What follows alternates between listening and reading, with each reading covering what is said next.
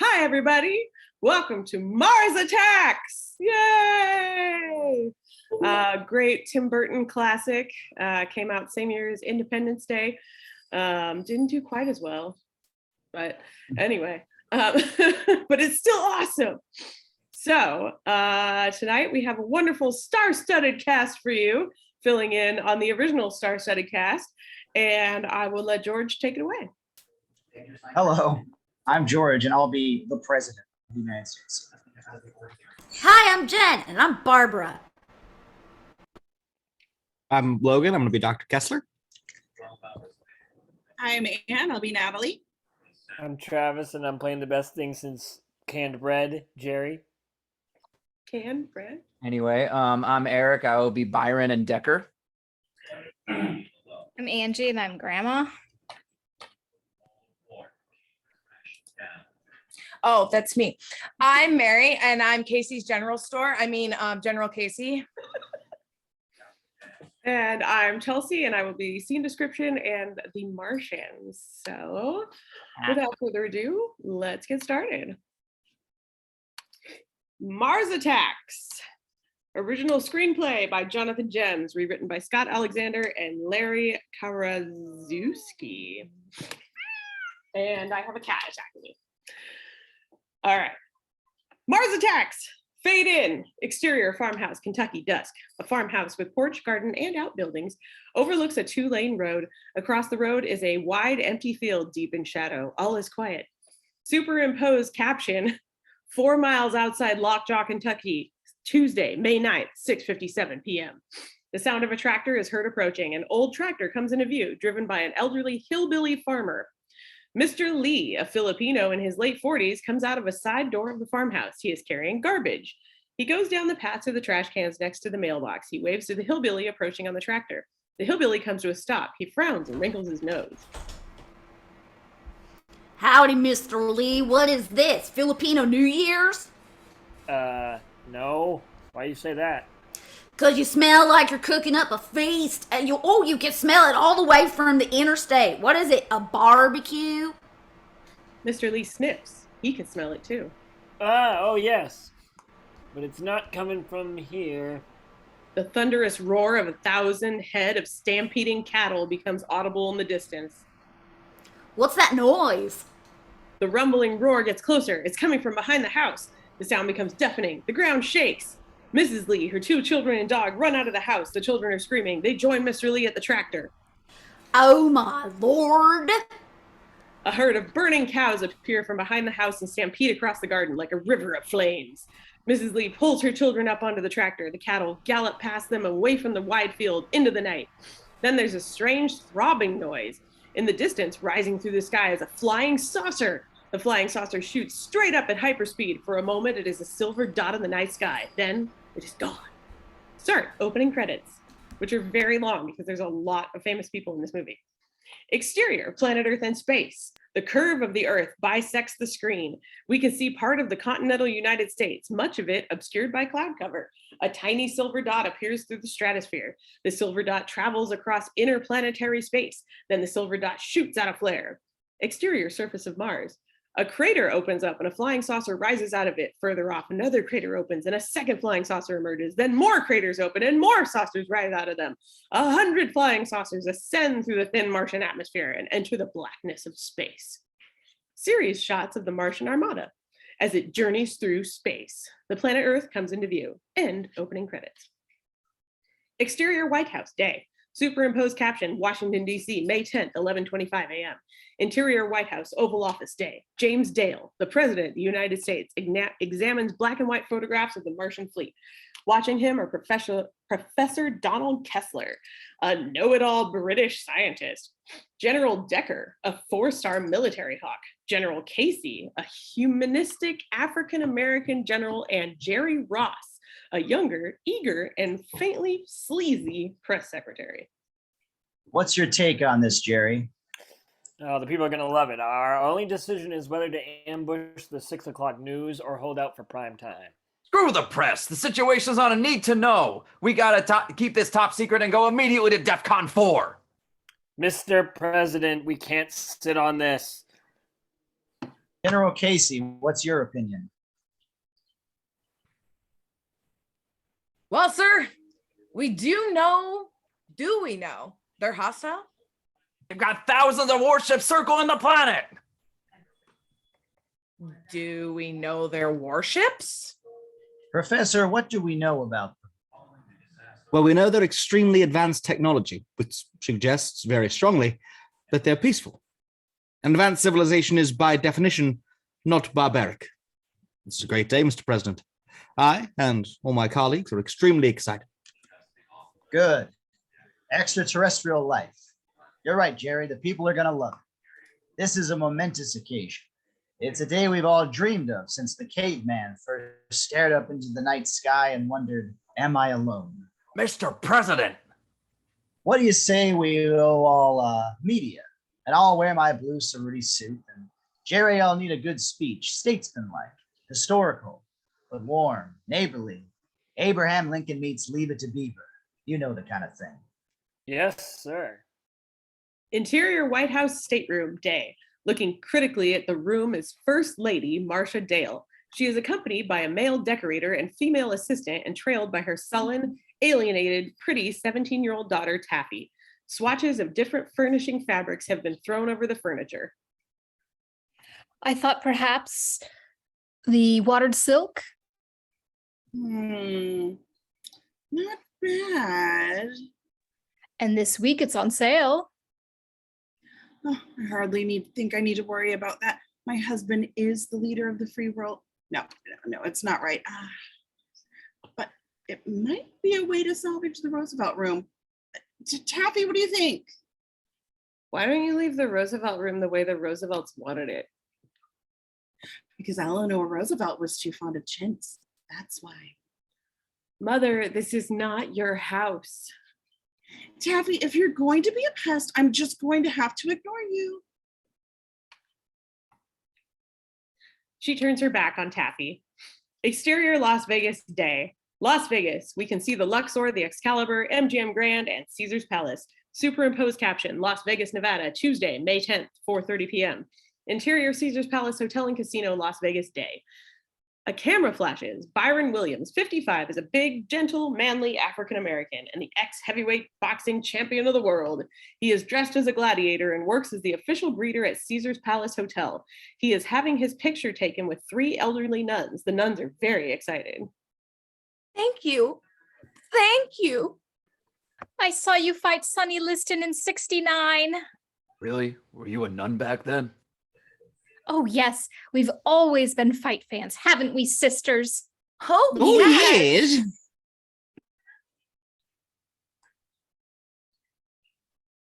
Byron Williams, telephone.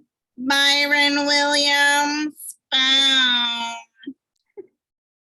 That's me. Would you excuse me, ladies?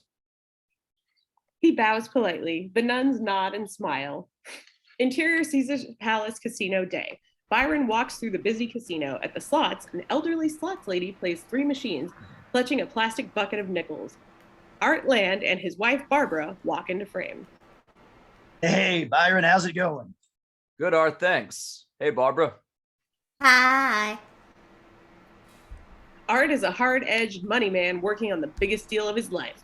Barbara, his sexy ex-model trophy wife, is a recovering alcoholic who has recently embraced all things new age. Byron goes into a blinking house phone. A casino manager, Mr. Bava, is watching him suspiciously. Byron picks up the phone. Yeah? Oh, Louise, what's up? Interior Telephone Exchange, Washington, day. A big room divided into many small cubicles in which telephone operators wearing headsets answer 411 calls. In one of the cubicles is Louise Williams, a warm, sympathetic African-American woman in her 40s. She is upset. On her workstation is a framed photograph of her twin sons, Cedric and Neville, 16. I'm sorry to call you at work, but I'm losing my mind. The boys haven't been back for 2 nights, and I don't know where they are. The teacher says they weren't in school today. What am I going to do? Intercut. Listen, sweetie, you're doing the best you can. They're at that age, but if I was around, this wouldn't happen. Let me come back. Let me come back, Louisa. I've changed. I don't know, Byron. A leopard doesn't change its spots. This one has. I wish I could believe it. The casino manager stares ferociously at Byron. Louise, the casino manager's giving me the hairy eyeball. I better go. I'll call you later, okay? You still cool with me coming to Washington? Yeah, sure. Of course I am. Take care, honey. Bye. She presses a button on her console, terminating the call, and sighs.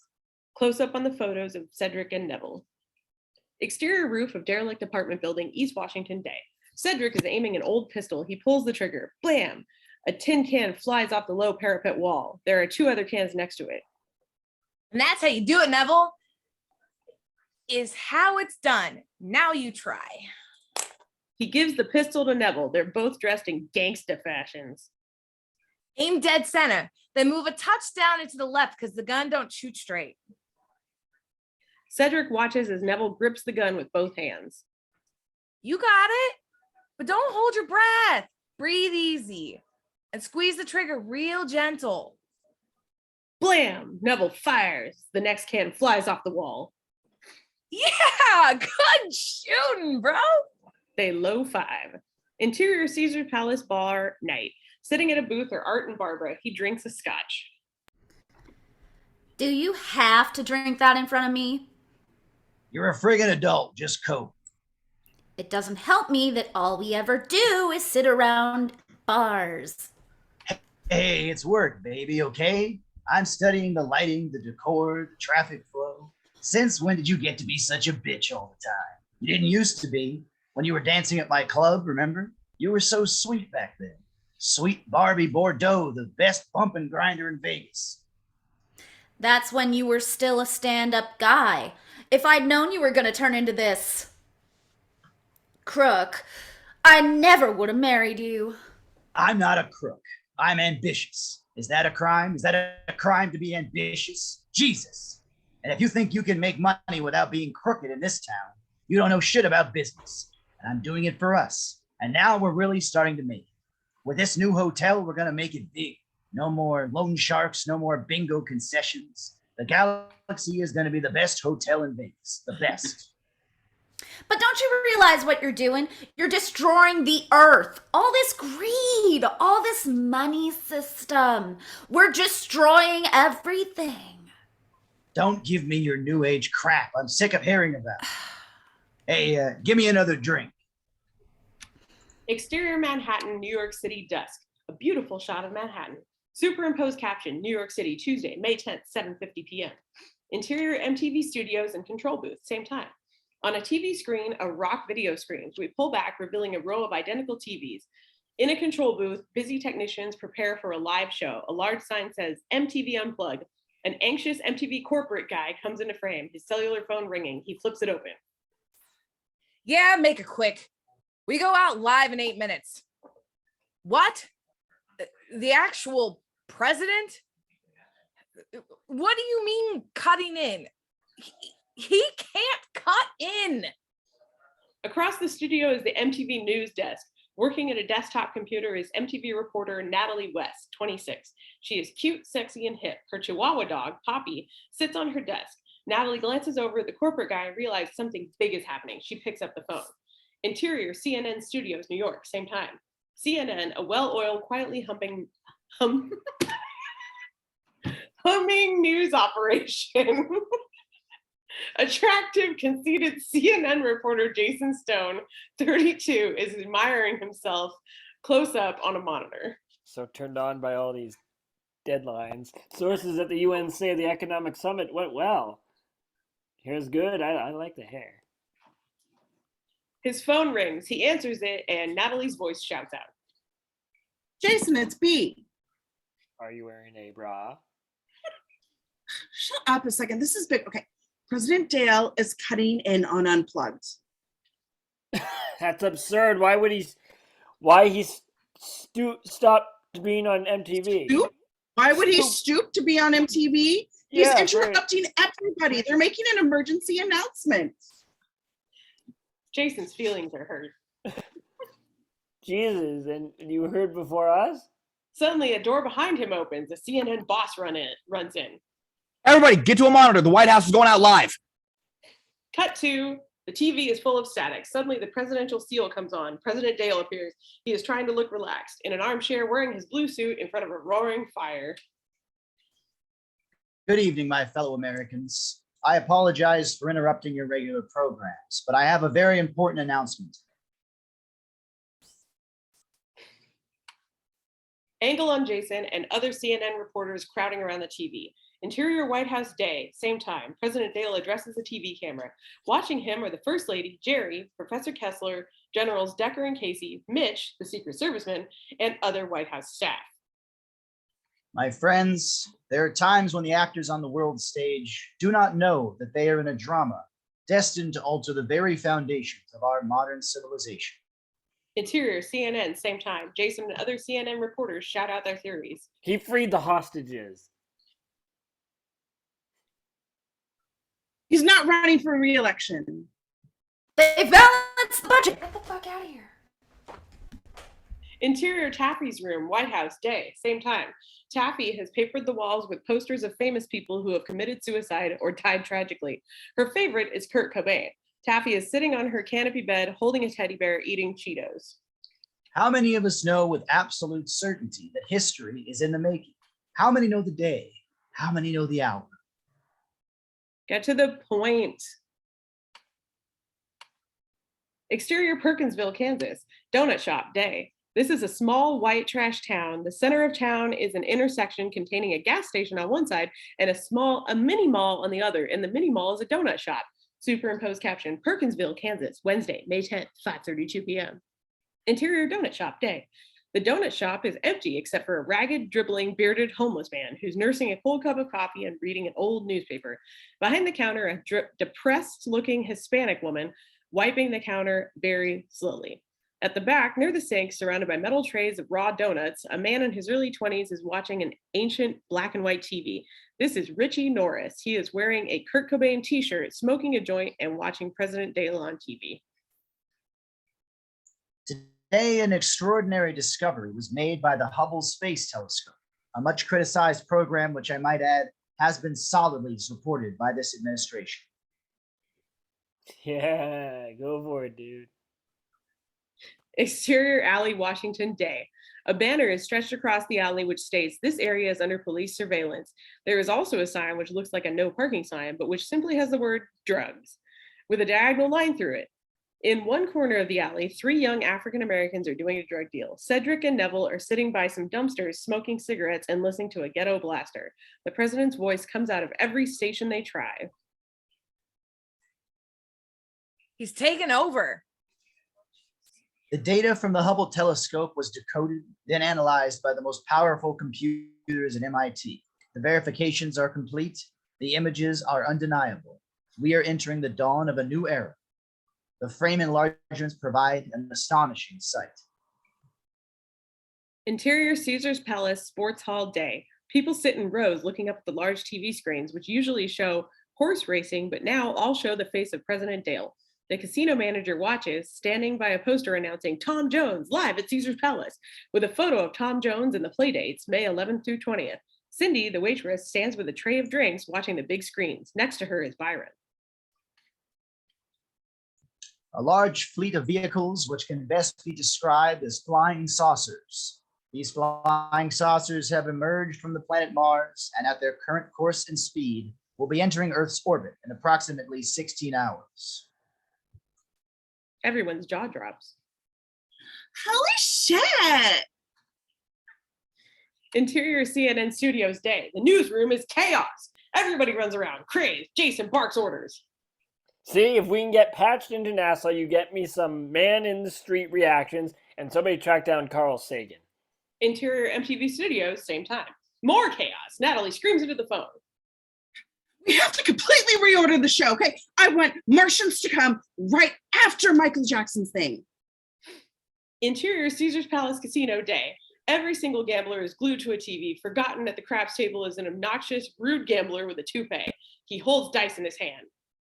Hey, am I the only one shooting craps?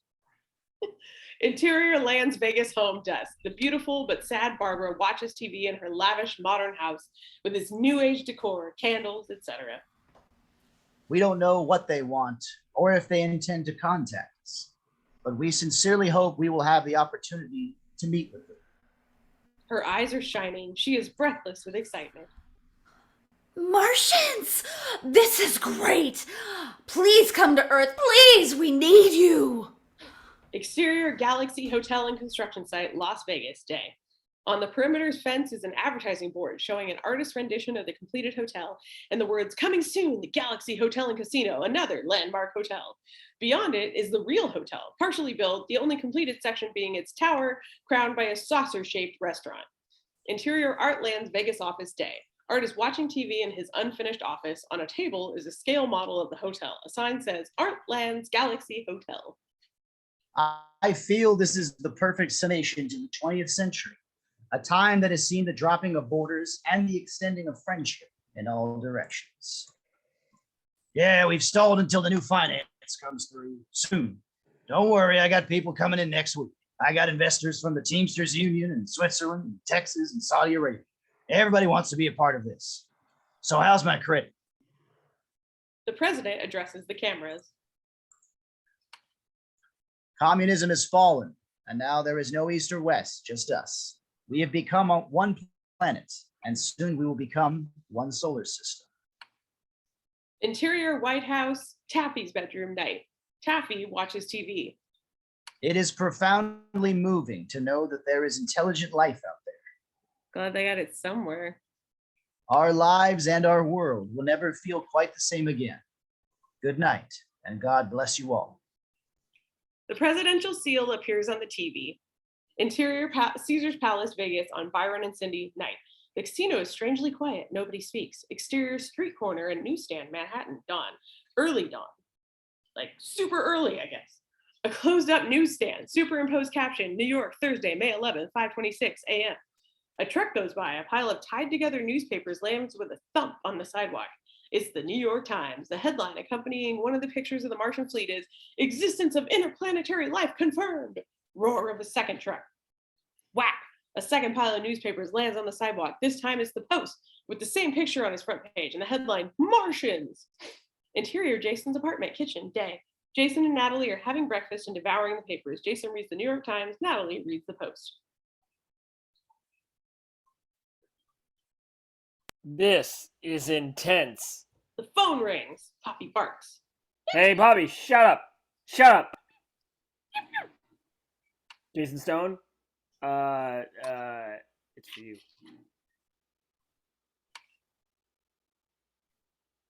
I'm sorry, did you say that was for me? I did, yes, it's for you. Okay, yeah, sorry, I didn't hear you. Yeah, sure.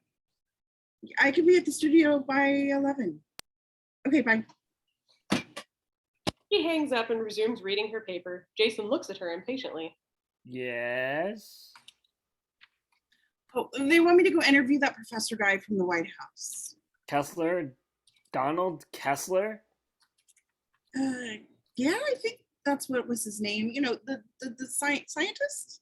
This is crazy. CNN should be getting him or humping him at least. I can't help it if your people are too slow. Isn't that right, Poppy? Isn't that right? Poppy seems to smile. Jason sulks. Exterior trailer park, Perkinsville, morning. A small trailer park off a dirt road outside a battered trailer surrounded by a yard filled with junk, including a dusty red pickup, is a big old refrigerator. Superimposed caption, Perkinsville, Thursday, May 11th, 9:37 a.m. The trailer door opens. Richie Norris comes out, opens the fridge, takes out a box of donuts, and goes back into the trailer. Interior trailer, clothes on hands, morning. Assembling the component parts of a rifle at high speed. Finished. New angle, Billy Glenn Norris, 28, a meathead, is blindfolded and shirtless. His father, Glenn Norris, 52, a farm laborer, is timing him with a stopwatch. 1 minute, 57 seconds. Billy Glenn pulls off his blindfold. Damn. Didn't I tell you in 2 minutes? You did, son. Sue Ann Norris, the mother, 48, overweight, wearing a slip, her hair in curlers, is reading a story in the Weekly World News. It features photos of burning cattle and of the Lee family. Headline, Kentucky Fried Cattle. Caption, aliens did this to my cows. Grandma Norris, 88, sits in a corner. She is senile. Sue Ann absently wipes the spittle from her chin. On TV, it's the news. Newscasters are full of the Martian story and showing the Hubble photographs. Billy Glenn's army uniform is hanging on the wall. Richie stands at the door holding the box of donuts.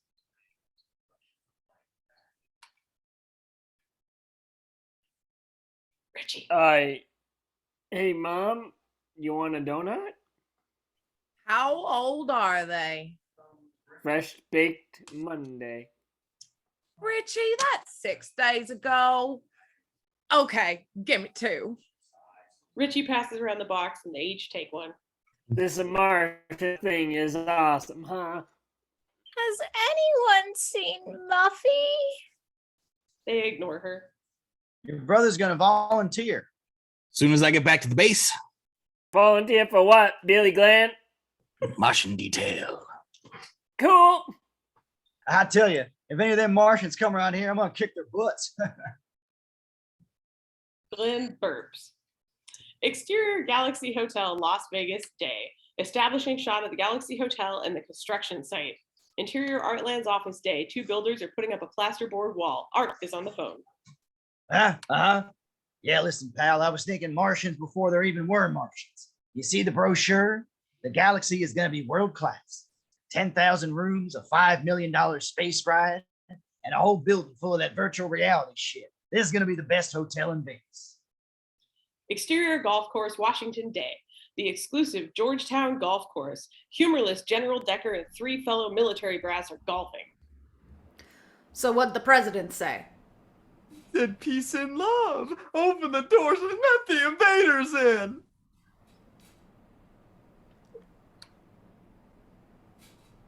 George Bush would never let this happen.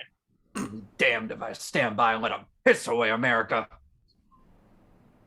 Decker glances sideways at the goofy caddies. He gestures, and the military guys step over. Decker lowers his voice. Look, without going through official channels, I want to put the reserves on alert. What do you say? Let's beef up the troops just in case. Exterior street and gun shop, Washington, day. Cedric and Neville are looking in the window of a gun store. Hey, Cedric, check out that 38 Please special. That's cool.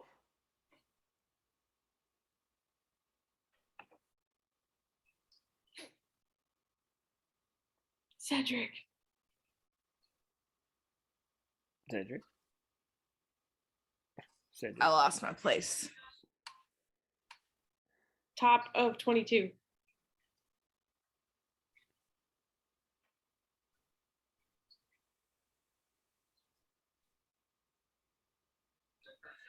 Nah, the Glock. Yeah.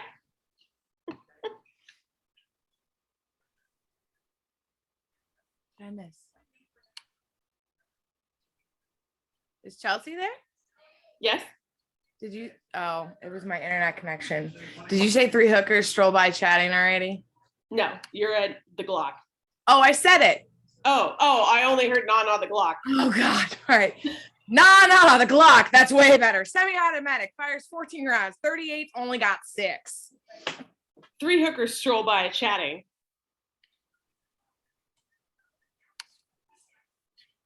So would you screw a man from Mars? Yeah, I know kissy on the lipsy. A black limo pulls up. The girls run over and the back window glides down. Hey, baby. You want a date? Sounds good. The hooker leans in and we see Jerry in the back of the limo. He smiles. The stress at work is unbelievable. But now I can unstress. Interior Caesar's Casino, day. In the blackjack pit, Cindy takes drink orders.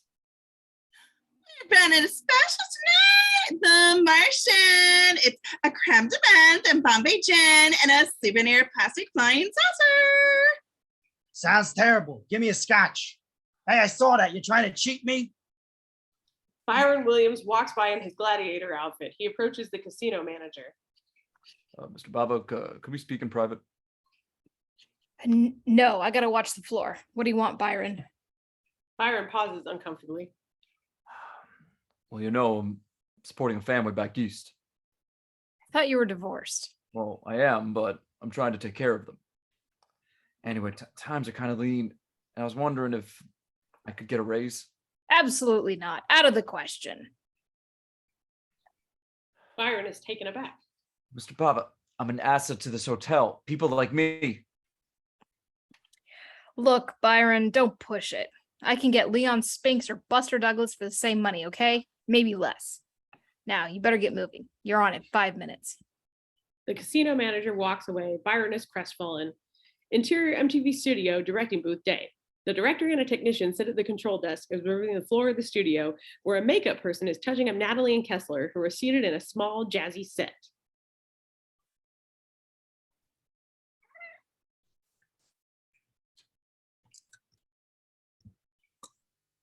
We're gonna get a hell of a rating of this show. Interior MTV studio, jazzy set. On Natalie and Kessler day. Poppy lies in her lap. So you see, Miss West, Wittgenstein was right. It all depends on the language you choose to employ. And in certain circumstances, the proposition that 2 + 2 = 5 is entirely legitimate. Natalie finds the intellectual Kessler extremely attractive.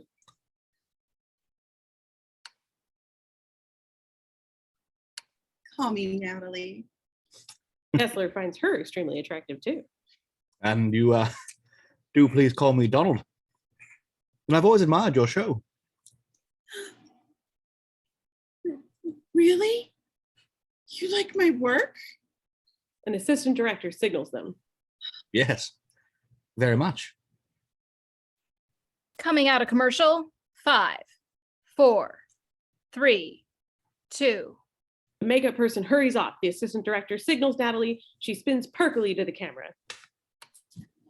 Welcome back. We're speaking with Professor Donald Kessler, chairman of the American Academy of Astronautics. Professor, isn't it weird that we sent a space probe to Mars and didn't find anyone? But not really, Natalie, because we didn't go into the canals.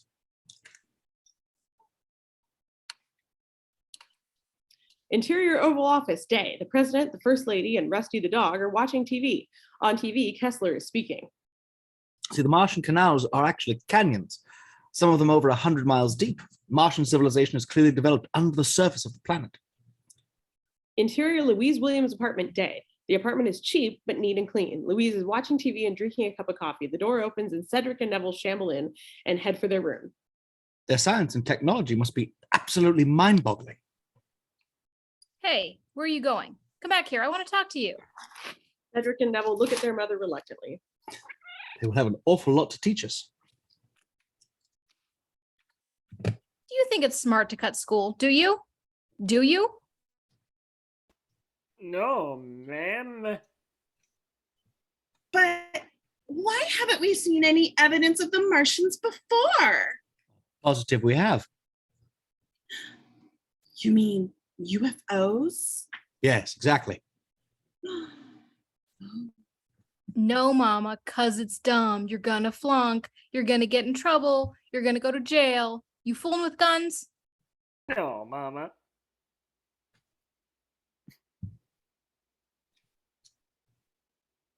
No, Mama. Yo, mama. No. Natalie.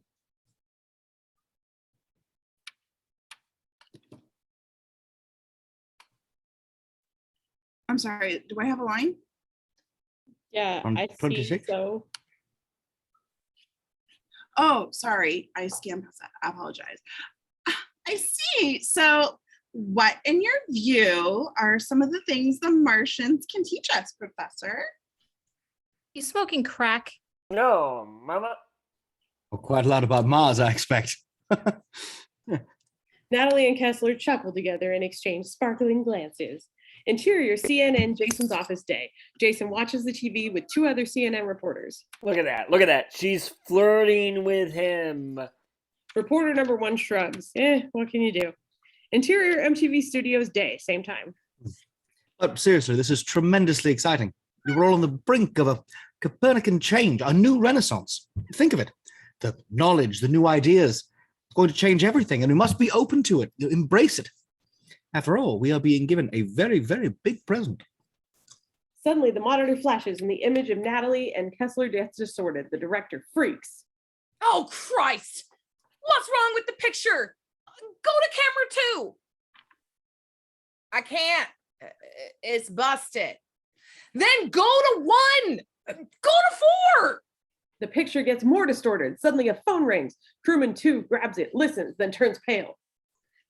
It's engineering. Something's jammed our signal. They all turn to the monitor, helpless. The pixels on the TV start changing. Interior, CNN, Jason's office day. On TV, bit by bit, a new image appears. Now what? He gets fired up and fiddles with the TV, trying to fix it. Maybe it's the cable? Jason looks around the back of the TV, nothing. He pounds the TV with his fist. The head and shoulders of a Martian come into focus. Behind him is a large Martian flag. This is the Martian ambassador. His head resembles a human skull, but with an enormously swollen brain and vivid crimson eyeballs. What's that? Jesus.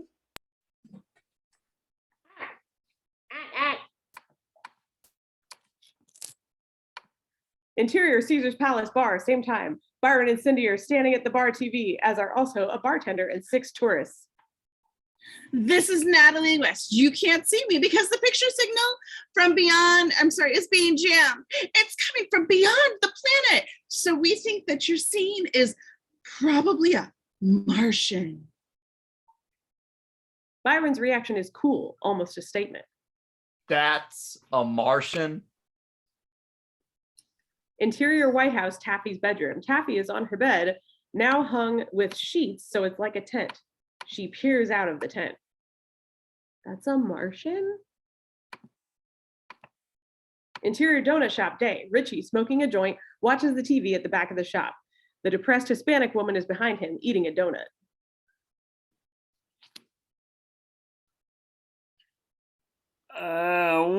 Whoa! Look at that brain. He must really be really smart. Mm-hmm. Interior White House sitting room day. The president and first lady are watching TV. Their pet golden retriever, Rusty, growls at the screen. Oh my God. Yikes. Ah, ah, ah, ah, ah, ah. I don't want that thing in my house. We might have to. People are going to expect me to meet with them. Well, they are not eating off the Van Buren china. Interior MTV Studios day. Natalie, Kessler, the makeup person, the cameraman, the assistant director are all gaping at the studio monitor showing The Martian. Natalie clutches Kessler, frightened. He puts an arm around her.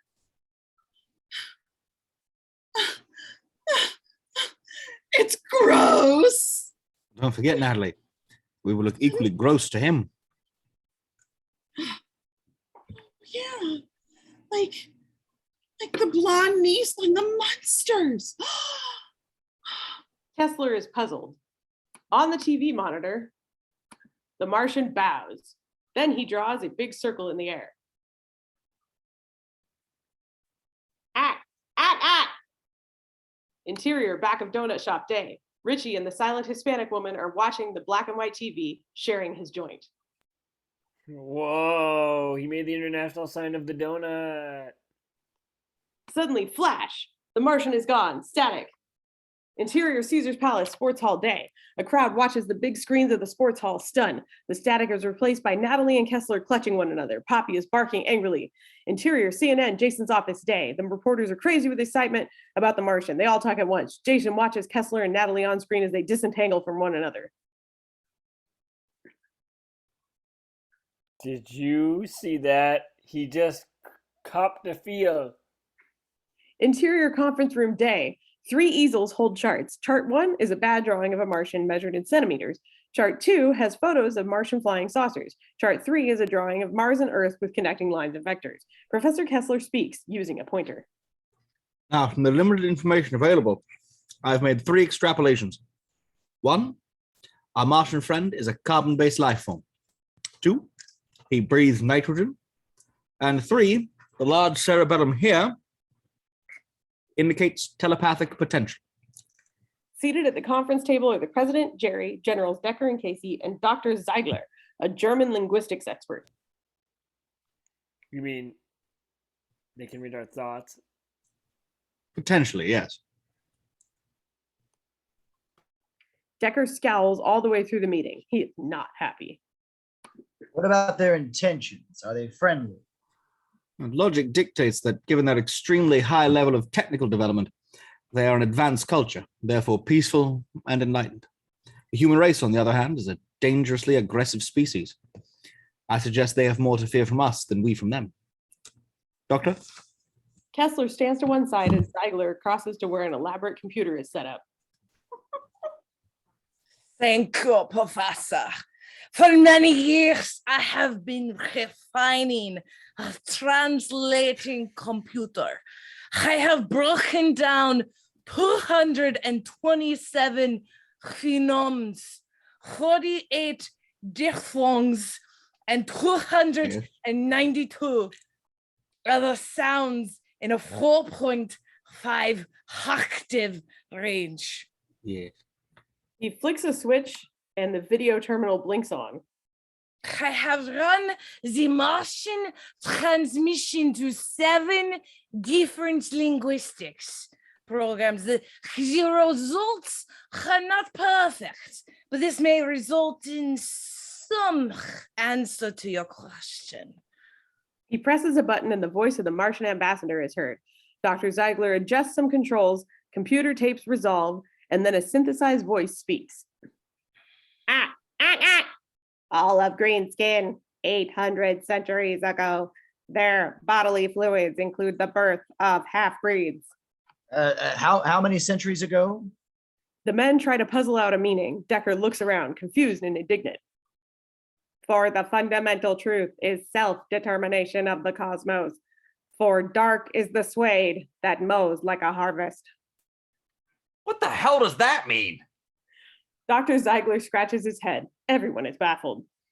Interior crummy meeting hall, Las Vegas day. An AA meeting is in progress. 20 recovering alcoholics sit in folding chairs listening to Barbara standing up front. They are all smoking cigarettes. Hello, my name is Barbara. Oh, Barbara. I've been here for 20 years. Bye, Barbara. Shut up, Travis. I'm an alcoholic, but I haven't had a drink in 3 months. Everyone claps. And I'm feeling so optimistic because of these Martians. We're not alone in the universe. And it's so perfect that it's happening at the beginning of a new millennium. Our planet was suffering with the ozone and the rainforest and so many people unhappy in their lives. And then the Martians heard our global karmic cry for help. People say they're ugly, but I think that they're here to show us the way. They've come to save us. She smiles triumphantly, tearfully, and the crowd cheers. Woo! Exterior bus stop, Perkinsville Day. At the bus stop, Billy Glenn is dressed in the uniform of an Army private. He loads his duffel bag into the baggage hold. The Norris family and his girlfriend are all seeing him off.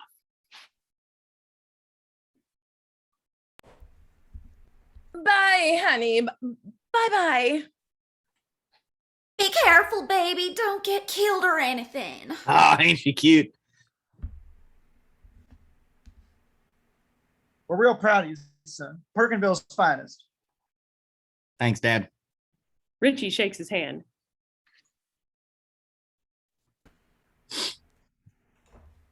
Long, bro.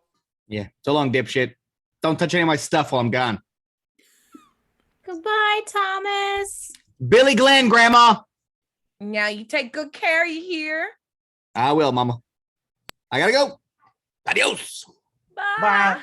Bye Bye now. now. Bye, baby. Bye. He gets on the bus. The door closes and the bus drives away. The Norris family turn and start off down the road, with Sue Ann pushing Grandma's wheelchair. Well, he's gone for a while. The girlfriend glances at him through tear-streaked eyes.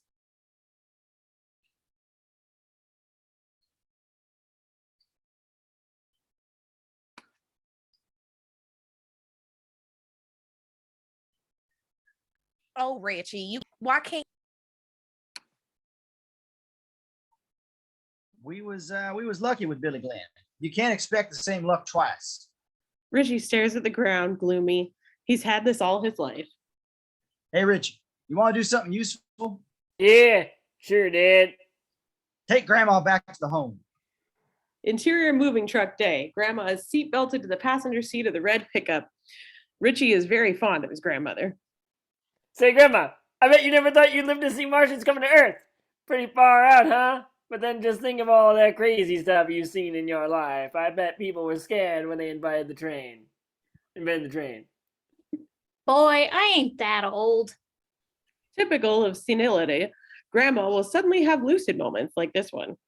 You okay, Grandma?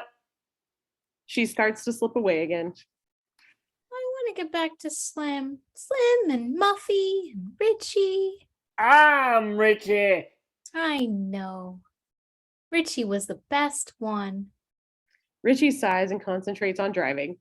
Exterior Lawrence Welk Retirement Village Day. The pickup drives through the gateway to the retirement home. A sign announces Lawrence Welk Retirement Home.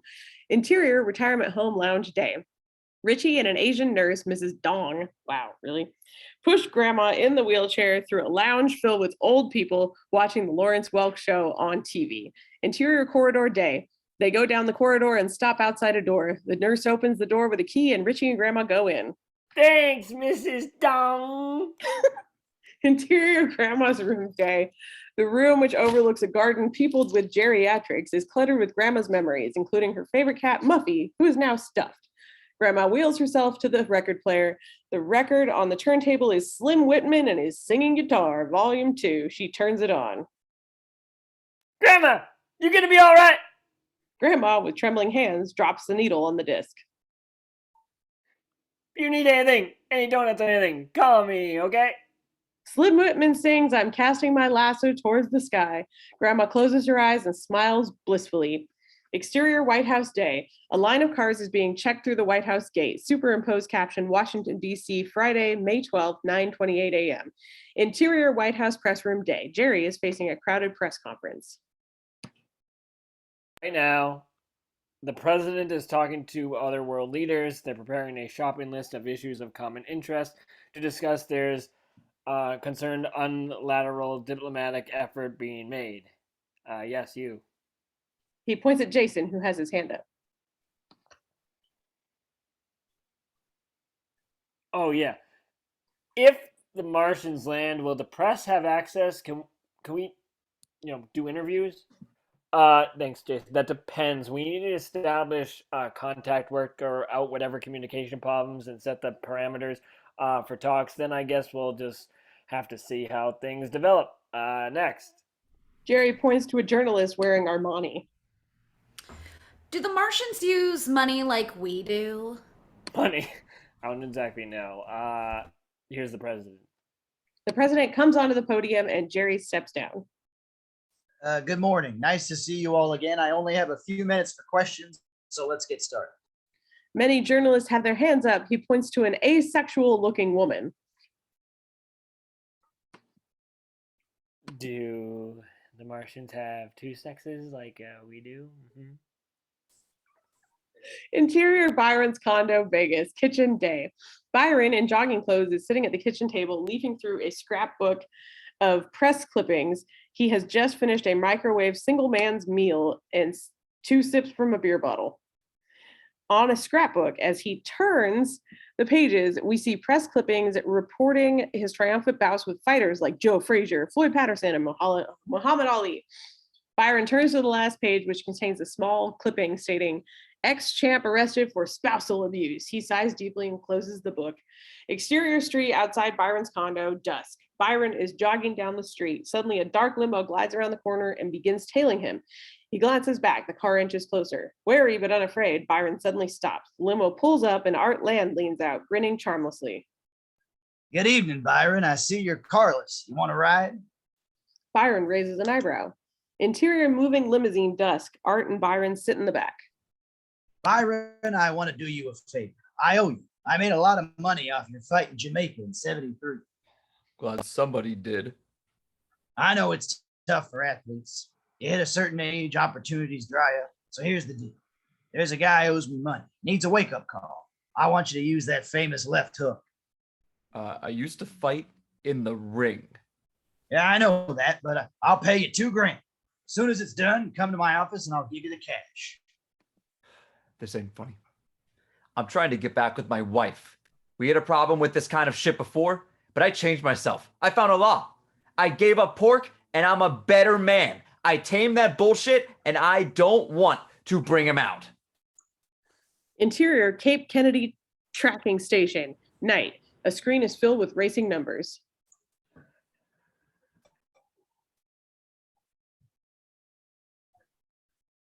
Yes, General, they're sending coordinates. 3 NASA men and General Decker crowd around the radar. Interior White House, Oval Office, early dawn. Superimposed caption, Washington, D.C., Saturday, May 13th, 4:58 a.m. A sleepy President Dale, Generals Decker and Casey, and Professor Kessler are gathered. The president is in his bathrobe. Where are they landing? It's in the Nevada desert.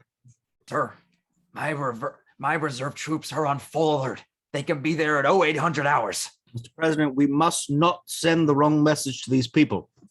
We need a welcome mat, not a row of tanks. Hey, you want Martians roaming across Nevada without security? You're right, General. This needs to be supervised. General Casey, do you think you can handle it? Yes, sir. Be proud to, sir. General Decker turns red with outrage. Interior White House corridor, early morning. Decker storms down the corridor. This country's in the hands of half-wits. It still is. It's an outrage. A door opens. Taffy sleepily pokes out in a nightgown, rubbing her eyes. You want to keep it down? People live here. Interior Jason and Natalie's bedroom, dawn. Jason, Natalie, and Poppy are sound asleep. Suddenly, the phone rings. Poppy springs up and barks. Jason fumbles for the phone. Yeah. What? It's happening today? God, this is incredible. I'll be at the airport in 30 minutes.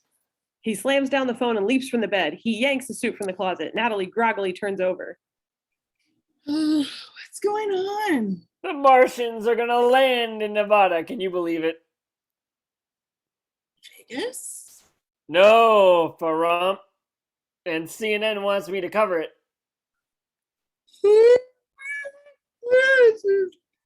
Is that salad parties? Now, you gotta learn to prioritize. The phone rings again. Poppy, barking. Natalie answers it. Hello? Yeah, I've heard.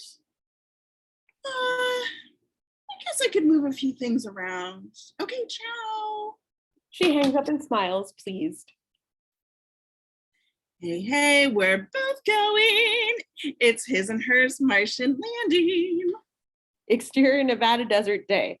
The desert is silent. A cactus stands alone. Suddenly a low whir. Military helicopters rise from behind the dunes. They soar in through the bright blue sky across the desert. Army vehicles speed across the sand. In Jeep, General Casey rides in the back. He talks proudly into a military phone. I get to meet the Martian ambassador. Isn't that great? Yeah. It's one hell of an honor. Didn't I always tell you, honey? If I stayed the line and didn't speak up, good things would happen. Exterior, another part of the desert, day.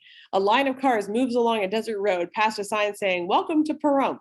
In a Mercedes is Barbara. Exterior, desert landing site, day. The helicopters arrive at the landing site. Soldiers hastily erect barriers around the perimeter. Private Billy Glenn hammers a fence post into the ground. A giant banner is being erected. "Welcome to Earth." General Casey confers with 2 colonels, 1 Hispanic, 1 white. I want the Martians to be treated like foreign dignitaries. I want your men alert and majestic with a snap to their step. This is gonna look good. The whole world is watching. The colonels salute smartly. Yes, sir. Dr. Ziegler is assembling his translating computer. General Casey strides into view. Are you positive it's going to work? Yes, General. Good. We don't want any slip-ups. General Casey gazes up at the sky. His point of view, the sun shining brightly. Outside barrier, a crowd of civilians gathers. They all radiate excited anticipation. Inside the barrier, a stage has been erected on which a military band is tuning up. Exterior hill overlooking the landing site day. Barbara Land is sitting cross-legged on the roof of the car inside a circle of stones, candles, and smoldering sage. She is chanting her mantra. She wasn't ready. Anyway, Om Mana Mana Mahi Chaitanya Maya Mahi Satya Mahi Parame. Now I want Ahi Tuna. Exterior desert landing site day. Media trucks and reporters get ready. Natalie stands on the MTV truck. Poppy peeks out of her pocket. Nearby, Jason stands on the CNN truck speaking into the camera. The teeming masses are gathered here for who knows how many states, watching and waiting. Series of shots of the crowd, including a kid wearing an alien hat with antenna. Why have they come? Curiosity? Or something more? Hope for change? For progress? For adventure? For something to tell their grandchildren? On Jason through the TV monitor. Or just to say, I was there. I was there when first man met with Martian. This is Jason Stone, CNN. Farewell. Exterior hill overlooking landing site day. Barbara meditates on top of her car. Strange, unearthly noise makes her look around. Exterior desert landing site day. A man in a wheelchair looks around and points up. They're here! All heads turn. A child clings to his mother and gapes. Natalie West stares. Scores of video cameras get whipped out. The sound of approaching spaceship gets louder. Spaceship's point of view. A bird's eye view of the landing site, which is ringed by stationary helicopters. Back to scene. Soldiers gaze upward, motionless, awed. Billy Glenn's jaw drops. His point of view. The flying saucer blocks out the sun. Back to scene. The spaceship descends. Its crab-like landing gear unfolds. In the crowd, everybody stares. On General Casey, speaking into a walkie-talkie. Give him room. Wide shot, landing site. The helicopters lift off as the massive saucer descends. View from the ground, the descending spaceship surrounded by ascending helicopters, a kind of aerial ballet. Exterior hill overlooking the landing site day. Barbara, her candles lit and incense burning, gazes awestruck. The massive saucer settles on the ground. The engines speed up to a high-pitched whine, then cut off. There is no motion. It's ominously quiet. Exterior landing site day. The Hispanic Army colonel speaks into a walkie-talkie.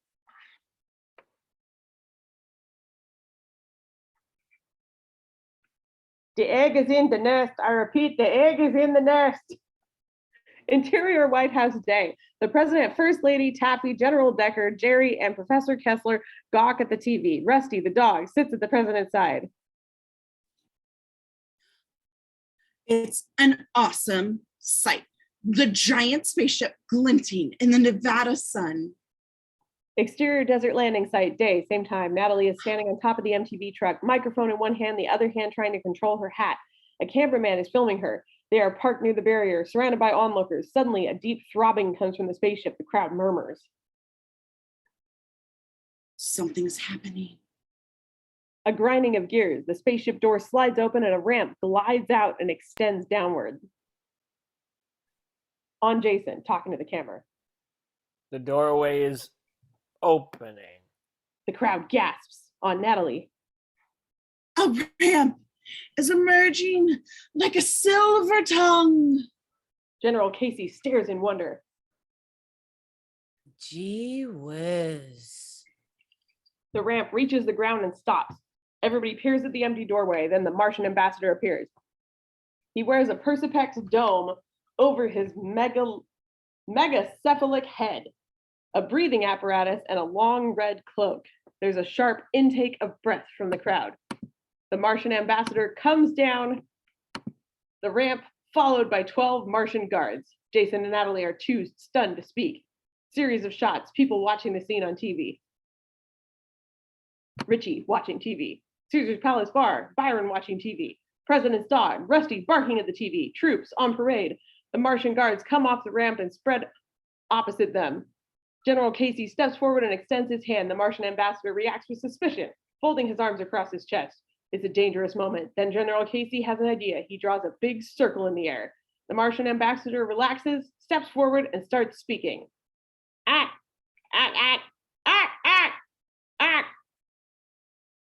Wait, 1 second, please. Ziegler twirls some knobs, presses a button, and the computer speaks. Greetings. I am the Martian ambassador. Oh, everything is in phase. General, you may speak. Greetings. I am General Casey, Commander Officer of the Armed Forces of the United States of America. On behalf of the people of Earth, welcome. Interior White House Day. The president and his group are pleased. You did that well. Decker snorts derisively. Exterior Desert Landing Site Day. Ack, ack, ack, ack, ack, ack, ack, ack.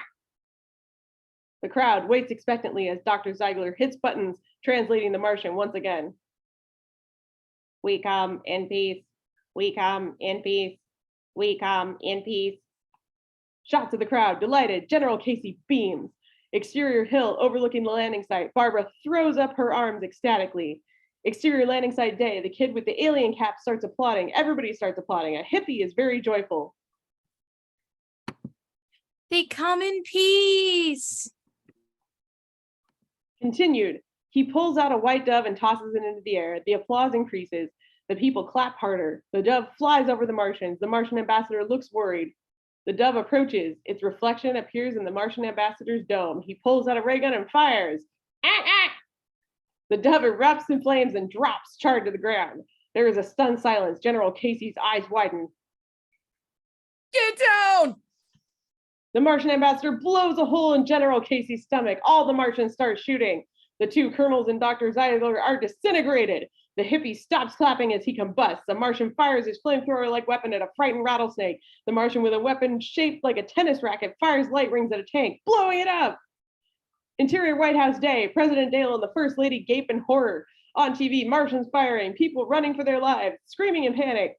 Exterior landing site day. A Martian fires at a helicopter flying overhead. It explodes. The Martian ambassador sweeps up the ramp and disappears into the spaceship. Billy Glenn aims his pistol at the Martian. You alien shithead!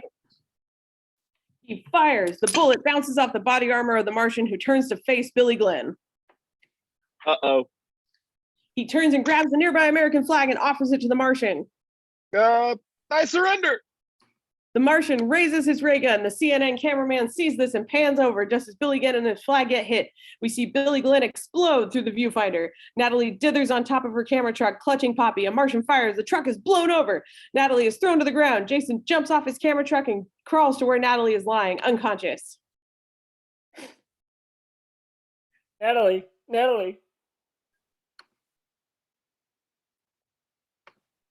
She opens her eyes. She's alive. Thank God. He reaches out to take her hand. Natalie moves her hand toward his, close on their two hands, clasping. A Martian steps into view and fires. Whoosh! Jason's flesh evaporates. He becomes a skeleton. Natalie screams. She is holding Jason's severed hand. She drops it. Poppy runs into frame, grabs the hand in her mouth, and trots away with it. A Martian shoots, hitting a soldier. He falls. Before he dies, he fires and hits the Martian in the head. His dome cracks open and fills with gas. He squeaks and staggers. Interior Norris trailer day. Glenn and Sue Ann Norris watch the TV shocked. Interior Louise Apartments day. Louise, Cedric, and Neville watch TV amazed. Interior Caesar's Palace Bar day. The crowd at the bar, including Art and Cindy, watch the destruction on TV, open mouth. Exterior landing site day. Poppy, the hand in her mouth, trots up to a Martian who picks her up. A Martian picks up the charred dove. A Martian retrieves Jason's hand and looks at it. Two Martians lift up the dazed Natalie. Natalie is carried up the ramp into the flying saucer. Martians board the spaceship. The ramp retracts. Exterior hill overlooking the landing site day. Barbara, on the roof of her car, cries hysterically and shakes her fist. Then she falls to her knees. The flying saucer rises out of the frame. The landing site is a burning, smoking graveyard of devastation. Interior White House day. President Dale and his group are in shock. Holy Mother of God. Did you see that? Did you see that? Mr. President, it's my formal recommendation that we hit those assholes with everything we've got. The president is too shocked to speak. Sir, I know this is terrible, but please don't be rash. You saw how they reacted to that dove. Frighten them. I say we nuke them! We must establish communication. Why not set up a town hall? We'll get the public opinion. The president is exasperated. He turns to his wife. What do you think, Marcia?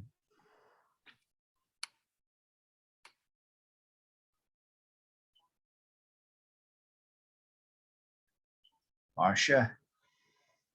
Marcia, my God, where are you? I'm here. I'm just a little verklempt. Kick the crap out of them, honey.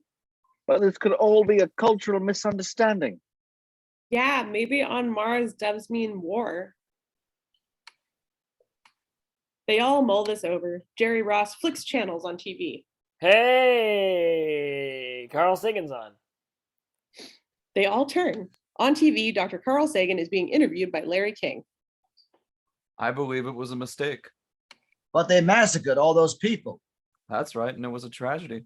But if you review the footage, Larry, you'll see the Martians react adversely to the sound of people clapping. Clapping. You think it was the applause that set them off? Intercut. They did say we come in peace. Yes, that could be the explanation. For us, applause is a sign of approval, of approbation and support. But to the Martians, it may be offensive, a sign of aggression, if you will. Symbols are not universal. For example, among the hill tribes of New Guinea, if you smile, it means you're sad. But if you frown, you're happy. On everyone. Watching TV, everyone is frowning. Exterior, Caesar's Palace, dusk. A newspaper vending machine gets loaded. The headline screams, Mars tragedy. Below this is a photo of Billy Glenn holding the flag. The image has a mythic, heroic, Iwo Jima quality to it. Interior, Caesar's Palace, bar, dusk. At the bar, customers watch the bar TV, which is showing footage of the Pahrump massacre with commentary. The volume from the fervent gambling is deafening.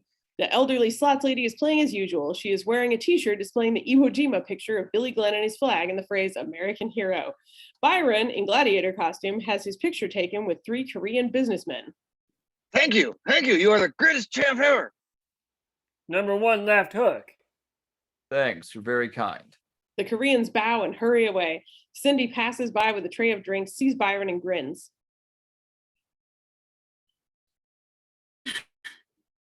Isn't this great? I always get huge tips during national disasters.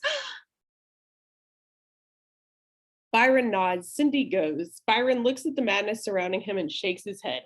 Interior White House radio room, night. A small room of radio and satellite equipment. A nerdy technician with headphones sits at a transmitter. Next to him is another translated computer. Standing over him are the president and Professor Kessler. The new computer is ready, Mr. President. Kessler presses a button and computer tapes turn. Ready to transmit. Okay, let's do it. I know we're making the right decision. The technician presses a button. The president speaks into a microphone, reading from a script. This is the President of the United States. Exterior satellite dish, Montana mountains, night. A large satellite dish turns slowly, pointing at the sky. It gleams palely in the moonlight. Sounds of beeping. I'm speaking to you in the hope that what happened earlier today in the Nevada desert was a cultural misunderstanding. There is no doubt that we two peoples have a great deal to offer one another. You must be as excited as we to find intelligent life in this solar system. Interior radio room, close up on President Knight. He speaks into the microphone. And let me make it clear, you have nothing to fear from us. Our customs may be strange to you, but we mean you no harm. Exterior satellite dish, Montana mountains, night. So let's sit down together in friendship. Interior spaceship radio room. In a high-tech chamber opposite a futuristic radio sits a nerdy Martian radio operator. He hears the message through his headphones and writes it down. Interior spaceship specimen room. 2 Martian scientists are looking at the charred dove on the specimen table. Scientist 1 pokes at it with a thin metal baton. They are freaked out by it. The Martian radio operator passes by holding a note. Follow Martian radio operator. He goes through a door. Interior spaceship, specimen room and control room.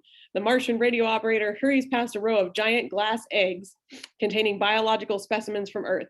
A cow, a giant squid, a pig, a sheep, a clown, a camel, and Natalie West in her underwear holding her chihuahua. The Martian radio operator comes to the control room. The Martian leader is sitting looking at Miss May in a copy of Playboy magazine. He looks up and the operator hands him the note. The Martian leader reads it. Ack, ack, ack.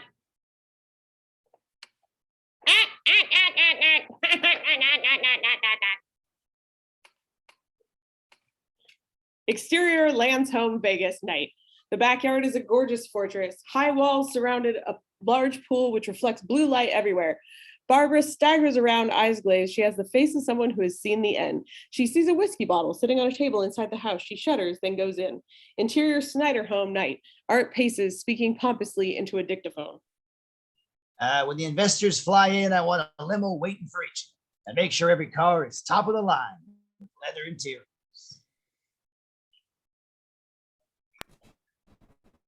Spinning on that car.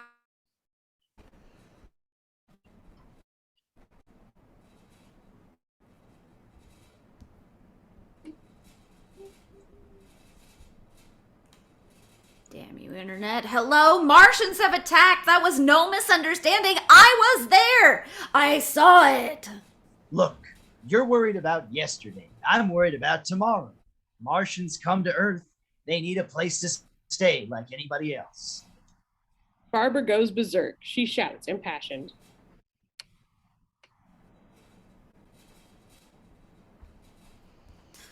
God, maybe we should all be destroyed. The human race doesn't deserve to live. She grabs the whiskey bottle and marches out. Art goes back to his dictation. That reminds me, stock every limo with a bottle of Dom.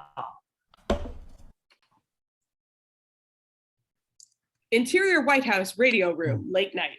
Professor Kessler and the nerdy tech hover, exhausted, over the radio, waiting, when suddenly lights blink, and Martian talk. Wow. Martian talk comes out. Kessler perks up. They're responding. Interior Oval Office, late night. Jerry bursts in on the president, waving a note. A message from the Martians. Really? They've issued a formal apology. See, this is great. Didn't I tell you this would happen? The Martian ambassador feels terrible and asks permission to speak to Congress, who will do just as much as anybody else, but does nothing. That's good, isn't it? You bet. It's a major victory for our administration. Interior Operating Theater day. On the body of the Martian killed in Nevada. Its brain ruptured. Kessler and 3 surgeons examine it.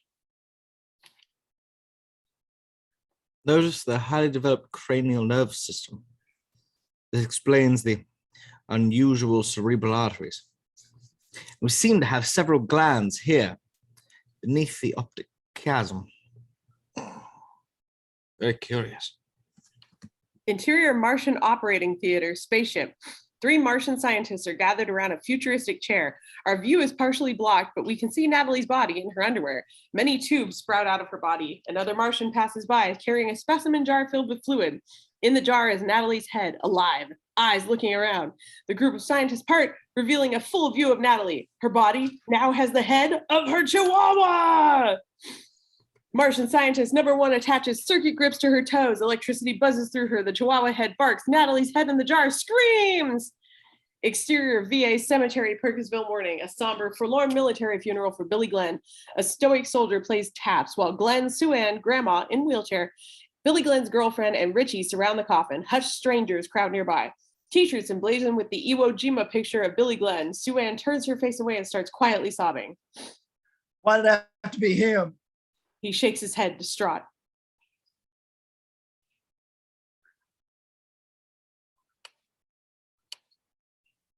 Imagine dying while fighting for our flag. There ain't many heroes. Many heroes. Sorry. Richie looks around. He whispers,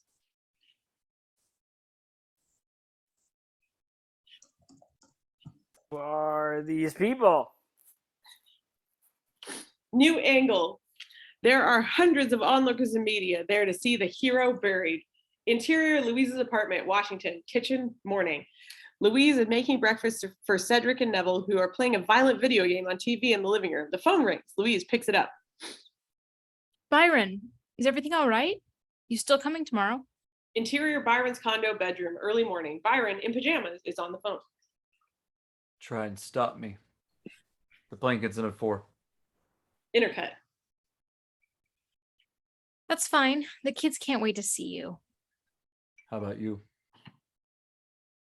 I can think of worse things than seeing your ugly mug again. Kids there? Yeah, hold on. Cedric, Neville, your dad's on the phone. Me first.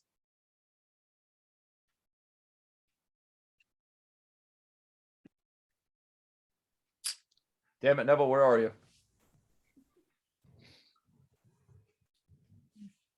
I don't think I'm Neville.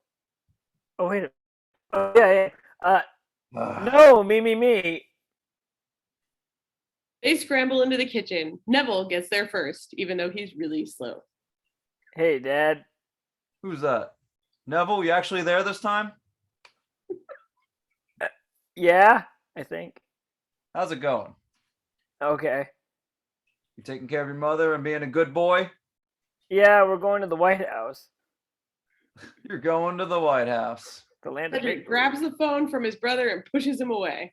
Yeah, tomorrow. Hey, give it back. It's a school thing, like a tour. So I guess this means you're still making it to school once in a while, Yeah. Cedric, give me your mother again. Ma. Louise wipes her hands and takes the phone. What are you wasting your time on this phone for? We're seeing you tomorrow. Yeah, I just want to say something to you because I feel like saying it. What's that?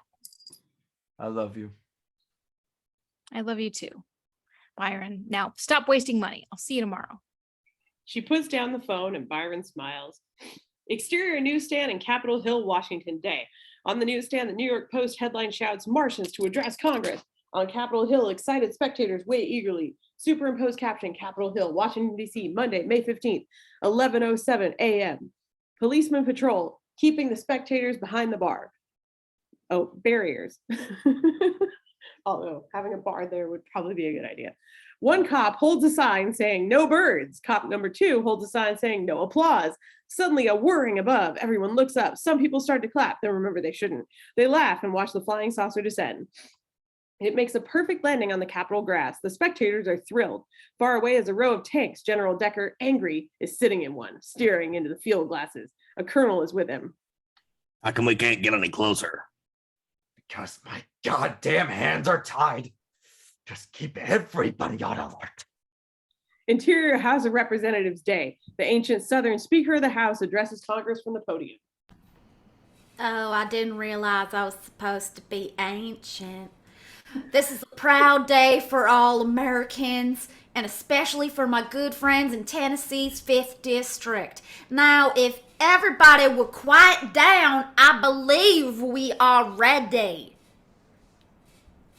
Shit. Interior Oval Office Day. President Dale, the First Lady, Taffy, Mitch, the Secret Serviceman, and Jerry Ross are watching a TV. This is a hell of a photo op. Are you sure I shouldn't be there? For some picky reason, the Secret Service don't want the executive branch and the legislative branch in the same place at the same time. Interior House of Representatives Day, same time. The Martian ambassador is going to say a few words. Come on up here, Martian ambassador. The Martian ambassador walks down the aisle, followed by his Martian guards. The congressmen watch and wait with bated breath. He steps up to the podium, filmed by a bank of TV cameras. Professor Kessler's eyes glitter expectantly. The Martian ambassador taps the microphone, and he reaches under his cloak. The congressmen react, alarmed. But the Martian ambassador only pulls out a speech. The congressmen laugh with relief. Then the Martian ambassador turns his head to his men, who are now ranged behind him. Turning back to face Congress, he pulls a ray gun out and starts firing. The Martian guards whip out weapons and shoot in every direction. Congressmen dissolve. Kessler faces the Martian ambassador, pleading. Mr. Ambassador, please. What are you doing? This isn't logical. It doesn't make any sense. Whap! The Martian ambassador clubs Kessler with his ray gun. Kessler goes down. The Martians decimate Congress. 2 Martians pick up the unconscious Kessler. Interior Oval Office Day, same time. The president and Jerry Ross stare at the carnage on TV. Oh no! Not again. Guess it wasn't the dove. Interior Caesar's Palace Bar Day. Barbara sees the massacre of Congress on TV, surrounded by patrons of the hotel. An intense thought crosses her mind. She quickly downs a shot glass. Exterior, Decker and his tanks, Washington Day. Decker shouts into a mobile phone. Get in there! Get in there and take them out!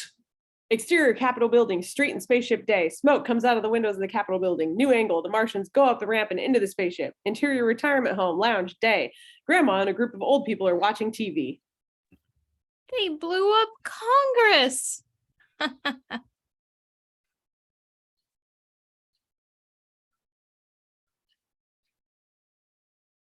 least now we won't have old gridlock.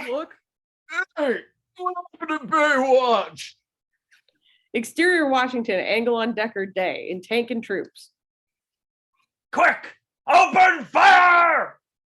Continued, soldiers shoot at the Martians. Bullets bounce off of them. The door closes. The ramp retracts. The spaceship whirs and ascends. Tanks fire. Shells hit the flying spaceship and explode harmlessly. General Decker angrily shakes his fist. And stay out! The spaceship zooms away at high speed. Interior, back of donut shop, Day. Richie, holding a donut in one hand and a paper cup of coffee in the other, gapes at the TV. The Hispanic lady, his coworker, is behind him. What did they do that for? Maybe they don't like to hurt people. Interior, White House, War Room, Day. The War Room is a massive activity. Phones ring constantly. Military types push deployment symbols around the floor map of the world. On a big wall map, lights indicate troop positions. Seated at the large round table are the Secretary of Defense, the Secretary of State, the Navy, Air Force, Marines, and Army chiefs, General Decker, and Jerry Ross. The president takes his seat. Hello, gentlemen. Thank you for coming at such short notice. It seems I owe you an apology, General. We all make mistakes, Mr. President. Well, not anymore. He bangs the table. He's a bit delirious. We're gonna take charge of this thing. Excellent. I've prepared the order, sir.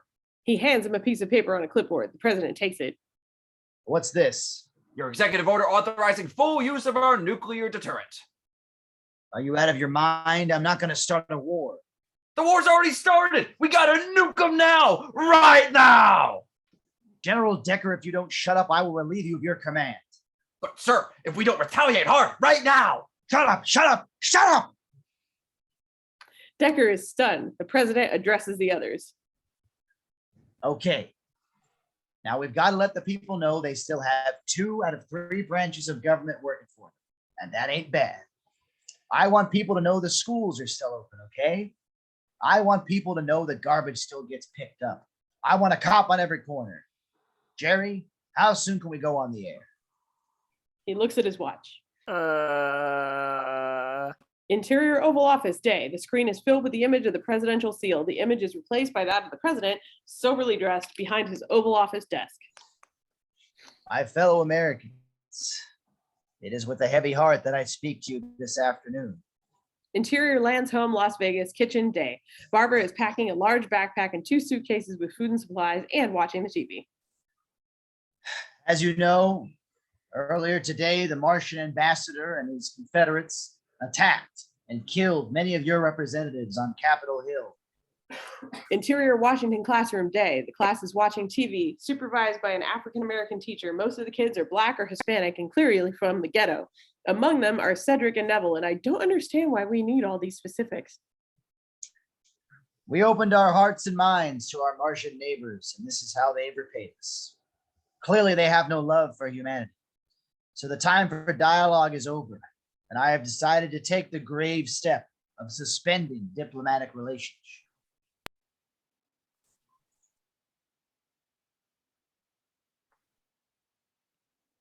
That'll show them for blowing up commerce.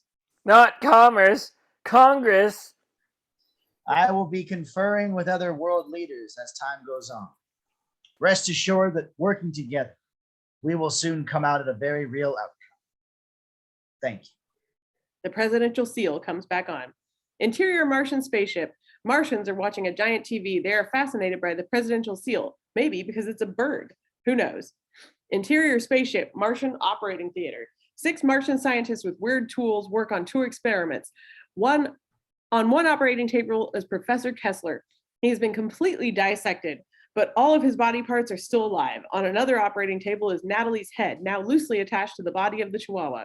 Kessler opens his eyes and painfully looks around. He sees Natalie. Natalie? Natalie, is that you? Yes, how are you feeling? Not terribly good, I'm afraid. Can I ask you a question?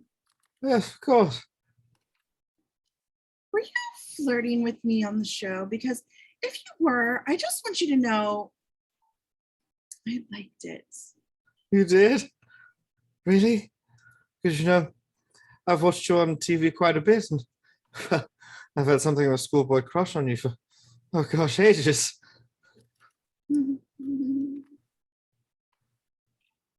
She gives him a sexy smile. Exterior White House parking lot night. Jerry Ross comes out of the White House carrying his briefcase. He is tired. His driver steps out and opens the limo door. Man, oh man, what a day. What a day. Then Jerry sees something. Standing outside the gates is a glamorous girl with a big beehive hairdo gazing at the White House. She wears an elegant and very sexy gown, which has a faint otherworldly quality about it. Jerry crosses over to her. Hi, you were interested in the White House. I work here. I'm the press secretary. My name's Jerry Ross. Maybe you heard of me. The girl looks at him, chewing her gum. You wouldn't believe the pressure of my job. It's good to meet a new face. She shrugs prettily and adjusts her dress. How are you doing anything? Hey, are you doing anything? If you want, I could give you a personalized tour. Would you like that? The White House is quite enchanting after hours when we pretend to do work. The girl nods sexily. Jerry is enthralled, but trying to hide it. Wow, I'm turned on. Exterior White House, back entrance night. Jerry and the girl stand in the shadows of the colonnade. He taps on the French doors. The Secret Serviceman, Mitch, approaches. Hey, Mitch, it's me. Can you let me in? Oh, hello, Mr. Ross. Sir, we're just a little nervous here after what happened to Congress. As he unlocks the door, Mitch casually checks out the girl's body. Interior White House corridor night. Jerry and the girl stroll along the gilded corridor of paintings. He leans close to her. Many great men and women have passed through here, and now we're passing through here. Feels good, don't it? They turn a corner. You're very graceful. What's your name? Do you speak English? Are you on drugs? Oh, I know. You're from Sweden. She nods. Guten Tag. I know. I knew it. This is the Roosevelt room. This is where they sometimes have state banquets. It's a nice room. The King of Sweden came here once, I believe. Look, here's Thomas Jefferson. He wrote the Constitution. And, of course, this is George Washington, never told a lie. And here's Dwight D. Eisenhower. They look at a smiling portrait of Dwight D. Eisenhower. Taffy passes by eating a carton of ice cream. Ah, the midnight tour. Make sure he wears a condom. Taffy wanders away. Jerry pulls the girl aside. Man, it sure is busy out here. Tell you what, there's a quieter room which is secret. The public doesn't know about it. You want to see it? She nods, chewing her gum some more. He reaches for a hidden door. Interior Kennedy room, night. The door opens and Jerry ushers the girl in and turns on soft lights. Inside is a bookcase, sofas, and a tropical fish tank. Like it? We called this the Kennedy room. Watch this. He goes to the bookcase and presses a secret button. The bookcase revolves into the wall, revealing a fully stocked bar. Pretty nifty, huh? So what do y'all have? The girl is examining the fish tank. He peers at her through the glass. How about a brandy Alexander?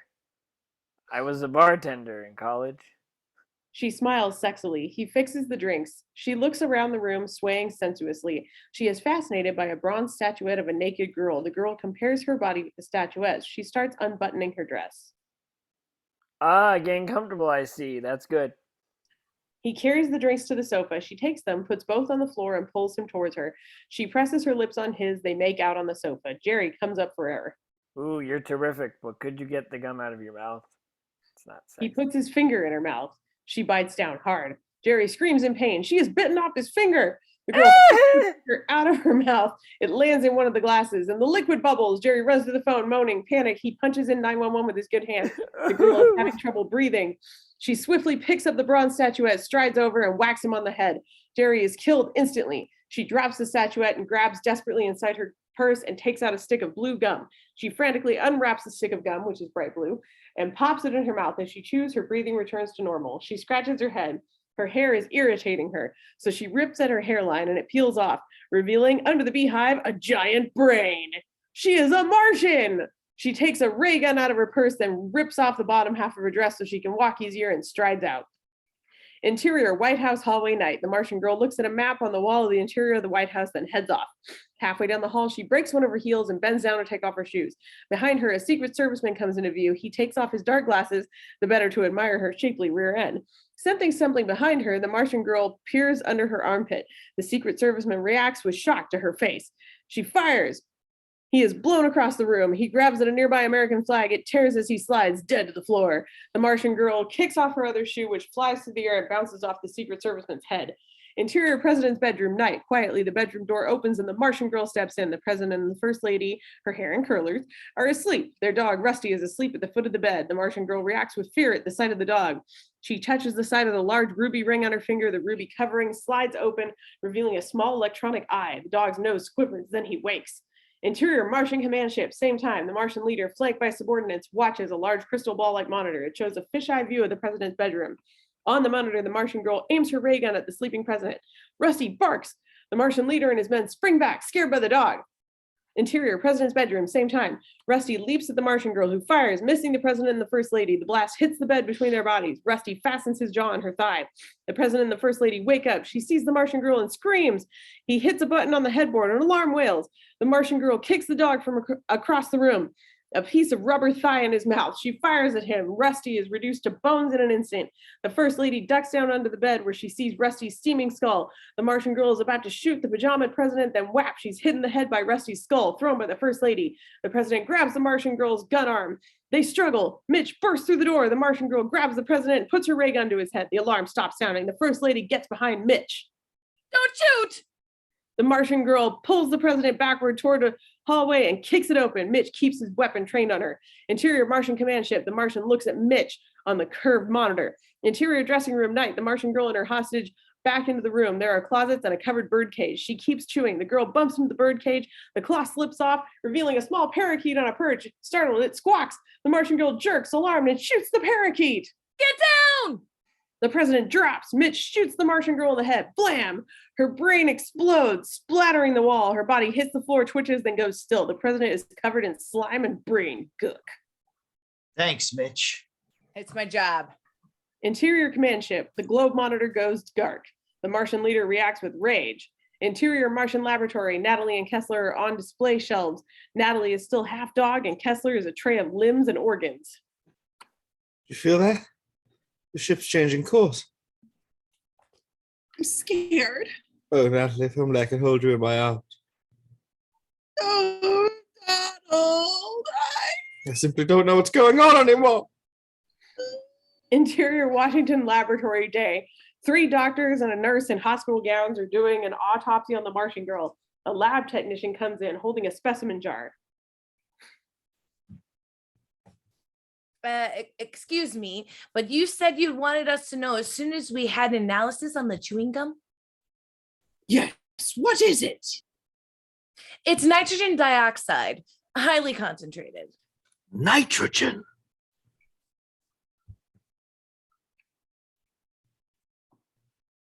So that's how it could be breathed in our atmosphere.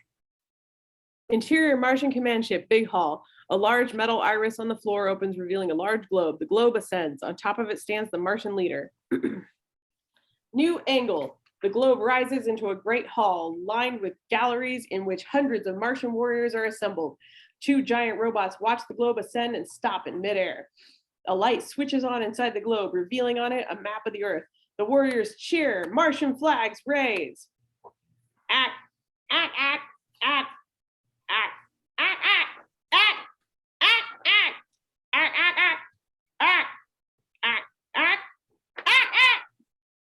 Everyone screeches back in unison. It's like a Nuremberg rally. The leader makes a circle in the air with his arm. The warriors follow suit. The leader reaches under his cloak and brings out a flame which burns, not harming him, in the palm of his hand. The warriors gasp as the globe descends to the floor. The leader theatrically touches the flame to the Earth globe on which he is standing. The tiny planet erupts in flames. Huge cheers! Close on the Martian leader. Flames lick up around him, not harming him. Close up his head, which dissolves into an image of the planet Earth. Exterior, space, and Earth orbit. Scores of flying saucers enter the frame, heading for Earth. The Martian attack has begun. Exterior, Washington skies, day. 10 flying saucers descend on Washington. Exterior, Washington street, day. People stare up at the descending saucers, astounded. Interior Oval Office, day. Mitch runs in. It's a full-on scale invasion. Come on, we need to get you to safety. The president is on the phone. With him are the First Lady and Taffy. Through the window behind them, a saucer is landing. Interior White House, hallway, intersection, day. The hallways are full of Secret Servicemen talking into their radios. Mitch, Secret Servicemen 1, 2, and 3. The president, First Lady, and Taffy are running. Should we go that way? Sorry, ma'am. There's a tour going through here. Interior White House, Blue Room, day. A school tour is in progress. The female tour guide addresses the high school teacher and his class, including Cedric and Neville. The Blue Room is often considered the most beautiful room in the White House. In fact, it's often used by the president to receive guests. Interior White House, Blue Room, day, same time. Sound of something crashing. The teacher, Cedric, Neville, and several students look around. It is furnished to represent the period of James Monroe. What's that? That is a portrait of James Monroe. A Martian steps into the room and blows away the tour guide. The students scream and run for the exit. The Martian blows away the teacher. 2 Secret Servicemen come through the doorway, firing. The Martian shoots them both. Their guns land near the boys. Cedric grabs up a gun and shoots the Martian in the head. Interior White House, day. Smoke is everywhere. Mitch hurries by with the president and the First Lady. We lost Taffy. Keep moving, Mr. President. We have to get you back to the back stairs. Wow, I cannot read right now. That was a weird sentence. The Martian steps from a doorway and fires, hitting Mitch in the arm. Mitch falls but instinctively shoots back. The Martian dodges it, then blasts a death ray across the wall and ceiling. A vulgar red chandelier breaks loose. The First Lady gasps. The Nancy Reagan chandelier. It plummets down and crushes her. Marcia.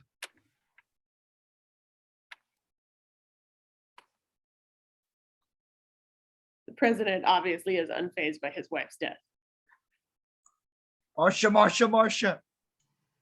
The Martian raises his ray gun. Suddenly, 3 bullets fire into him. The Martian's head blows up. Wounded, Mitch turns. Cedric and Neville are standing behind him, gun smoking. Mitch stares in amazement. What are you gawking at? Get the president out of here. Another Martian appears. Cedric and Neville swing around in one synchronized move and blast him. Mitch and the president hurry out through a doorway. Cedric and Neville grin at one another and low five. Exterior, Washington skies, day. 3 jet fighters fly back past the Capitol and the Washington. Stop! I'm not talking to you, Siri. Every time I say Washington, she thinks I'm talking to her. Anyway, 3 jet fighters fly past the Capitol on the Washington Monument. They approach a flying saucer. The saucer fires at a jet, blowing it up. Exterior, ground near Washington Monument, day. A Boy Scout troop gazes up at the saucer as it shoots and blows up the second jet. Interior, flying saucer, day. 2 Martians are looking at a globe monitor showing the Boy Scouts and the monument. Exterior, Washington Monument, day. The saucer shoots the base of the monument. The Boy Scouts run as the monument cracks and falls toward them.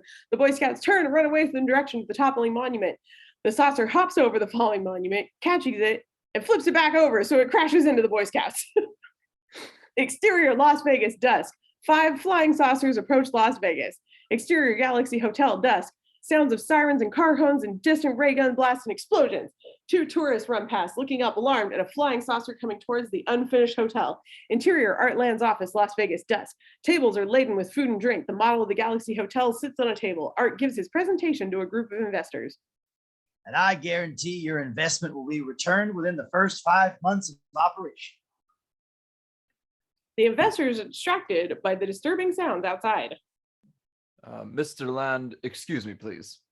Just a minute. Gambling is a leisure activity that will never go out of style. Look at the last few days. Even in a time of national crisis, people want to play blackjack. Mr. Land, I believe we ought to reconvene this meeting at a later time. 5 more minutes. I want you to look at our beautiful showroom. It's stupendous, and it's going to attract the biggest stars. A flying saucer appears outside the window behind Art. The investors are dumbstruck. I tell you, there's no way we can lose. Exterior Galaxy Hotel, dusk. The flying saucer fires at the hotel. Kaboom! Interior Artland's office, dusk. Everything blows up. Exterior Galaxy Hotel, dusk. Artland's Galaxy Hotel collapses. Interior Caesar Palace Theater, dusk. Tom Jones and his band are on stage performing Is Not Unusual. The audience is loving it. Interior Caesar's Palace slot machine area, dusk. Sound of Tom Jones singing is heard faintly from the theater. Byron is on the phone. Louise, I've been trying to call you all day. The flight was canceled. Hello, Louise, I can't hear you. Interior Louise's apartment, Washington, night. Louise is scared. On the phone, sounds of war from outside. Cedric and Neville are peeking out the window, guns in hand. Byron, there's Martians everywhere. An explosion rocks the room. Cedric and Neville duck. The phone goes dead. Interior Caesar's Palace, slot machine area, dusk. Louise! Byron tries to get a line, but it's no good. He takes a deep breath and thinks. I gotta get to Washington. Nearby, the elderly slots lady is pumping nickels into a machine. Not far from her, the rude gambler is playing a machine and sipping a drink. Cindy goes by with a tray of drinks. Hey, it's the end of the world. Stop wanting the drinks. Interior, another part of the casino, dusk. The casino manager in suit and tie is standing halfway up the main staircase, addressing a crowd of anxious guests. Behind him stand 2 Roman soldiers. Please, everyone, if we just keep calm, we can get through this. The army survived, and they will have the situation under control very soon. Until then, please stay inside, make use of the many excellent facilities of the hotel, and keep calm. And once again, thank you for coming to Caesar's Palace. Interior, Caesar's Palace, slot machine area, night. Byron is trying the phone again. Byron! Byron! He looks around. It's Barbara hurrying toward him. Do you know anyone who could fly a plane? Yeah, your husband, Art. No, he's dead. I told him this was going to happen. I even loaded the plane with supplies. I want to go to Tahoe, to the Tahoe Caves. It's remote, and the Martians won't find it. Where's the plane? Private airfield, other side of the freeway. Could have fly to Washington, D.C.? Why? I want to go to Tahoe. Interior Caesar's Palace Theater, dusk. Tom Jones is singing Is Not Unusual. Suddenly, the audience faces undergo a change of expression. Behind Tom Jones, 2 Martians appear on stage and start copying his dance movements. Tom looks around and is startled by the sight of them. Good God! The band, Ashen, comes to a ragged halt. The Martians open fire. People leap for the exits. The band bolts off stage. Tom Jones ducks a death ray and runs to the wings. Interior Caesar's Palace Theater, backstage, dusk. Tom Jones runs for his life. A Martian chases him. Tom knocks over a stage light as he rushes to the stage door. A ray gun blast explodes near his head. He pushes through the stage door. The Martian follows. Interior Caesar's Palace slot machine area, night. Cindy is serving the rude gambler a glass of whiskey. A door bursts open and Tom Jones comes out, breathless. Martian, right behind me. Byron and Barbara react, alarmed. Hey, you're Tom Jones. It ain't unusual, am I right? Suddenly, a death ray explodes through the door. Everyone scatters except for the slots lady, who continues working her machine, oblivious. The door falls off its hinges and a Martian steps out. He aims his ray gun at slots lady. Suddenly, Byron appears and throws a furious right hook straight into the Martian's glass helmet. The Martian shrieks. Green gas pours out. He staggers, falls, and dies, twitching to the floor. Tom Jones and Barbara come out from behind the slot machines. That was a hell of a punch. Get his gun. You might need it. Tom Jones picks up the dead Martian's ray gun and examines it. Byron takes the ray pistol from the dead Martian's belt. I'm Tom Jones. Byron Williams. I saw you box in Cardiff, Wales. Henry Cooper, good fighter. You okay, Barbara? Yeah, I need a drink. The rude gambler appears cautiously from behind a slot machine, followed by a shaken Cindy. You and me both, honey. We got to get out of here. You know how to fly a plane? Sure, you got one? She has. They all look at Barbara. Exterior town streets, night. Citizens run screaming, pursued by 2 Martians. Martian 1 is carrying a translation device, which keeps repeating, "We come in peace. We come in peace." Martian 2 fires. A citizen is blasted into a skeleton and falls. 2 cars smash into one another. The Martians keep firing. Exterior trailer park night. Establishing shot of the trailer park. Interior Norris trailer close on the framed front page clipping night. Of the Iwo Jima photo of Billy Glenn. The Norris trailer is now a shrine to Billy Glenn. There are many newspaper clippings and photographs of Billy Glenn and a bronze bust of him. Glenn and Sue Ann are loading shotguns. The trailer door opens. It's Richie, breathless. There's a saucer landing right by the donut shop. You're kidding me. Give me the keys to the truck. I'm gonna get Grandma. He hands Richie a .45 revolver. Probably not a good idea. Grandma. She's halfway out of space already. Here, the shells are in that box on the table. Sue Ann snaps her shotgun barrel shut. I'll tell you one thing, they ain't gonna get the TV. Interior War Room, Washington on map night. Of the world on the floor in the center of the round room. The room glows by emergency lights. On the big board, blinking green lights indicate Martian forces amassing in every country. The president sits at a round table, his head in his hands. Oh, what happened to Marcia? Is she dead? Where's Teff? And where's my dog? The president of France is on line 2. Where did I go wrong?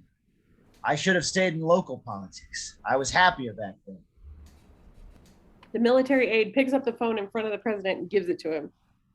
It's the French president. He says it's important. He's got some good news. He takes the phone. The military aide presses a button. Hello, Maurice. ¿Cómo se va? Interior Élysée Palace, Paris, France. Day. In a magnificent stateroom, looking out of an elegant window at the Eiffel Tower, is the French president on the phone. Bien. I have some good news for you. Very good. The room is filled with French politicians, the Martian ambassador, and 4 Martian soldiers, all sitting at a large conference table. The Martian ambassador is here, and we have negotiated a settlement. We are French. Interior War Room night. President Dale is alarmed. Get out. Get out of the room now. The sound of ray gun blasts, human screams, shattering glass come from the phone. The president is holding the phone away from his ear. Interior Élysée Palace, Paris, France. Day. The Martians shred the French cabinet with ray gun fire. Outside the window in the distance, the flying saucer fires at the base of the Eiffel Tower. The Eiffel Tower falls. Exterior Las Vegas Strip, dusk. 4 flying saucers shoot up Las Vegas. Martians march down the street, shooting at everything that moves. A Martian carrying a translating device with speakers passes by. Sound of tape rewinding. Then, don't run. We are your friends. Don't run. We are your friends. 2 tourists run, terrified, and are dropped by death rays.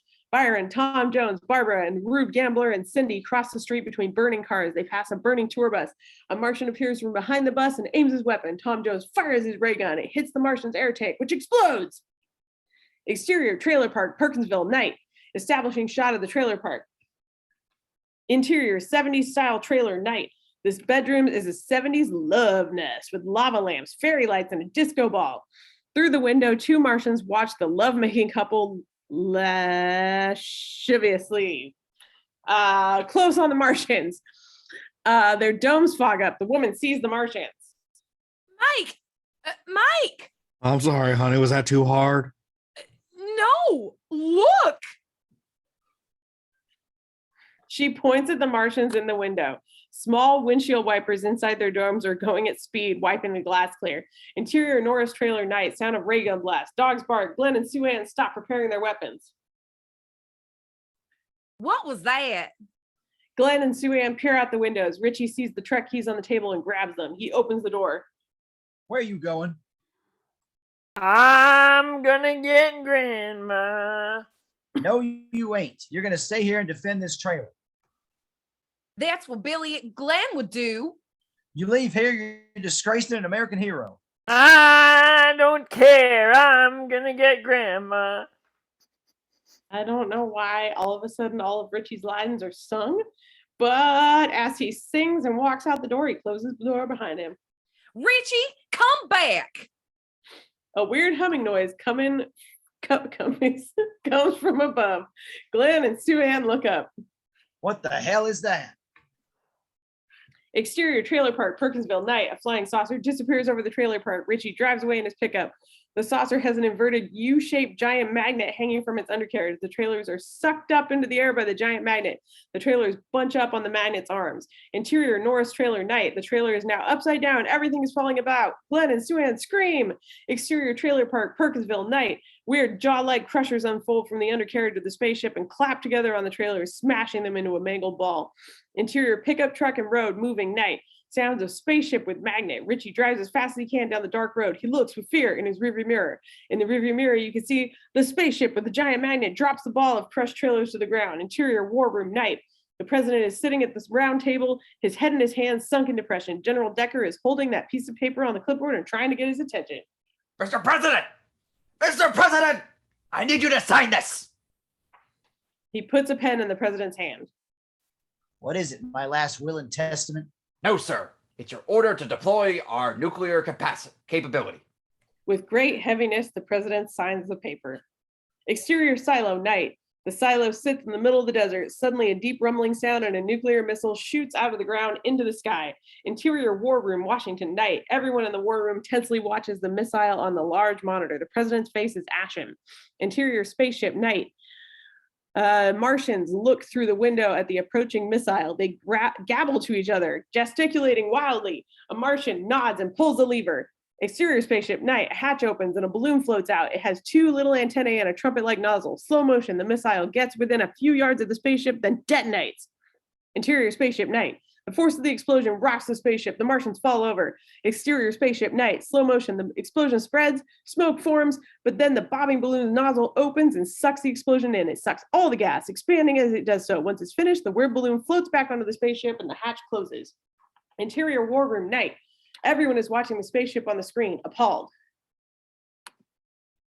What happened? The image on the screen blacks out for a moment, to be replaced by a view of the interior of the Martian spaceship control room. The president and his staff watch as the Martian captain takes the nozzle of the balloon into his mouth.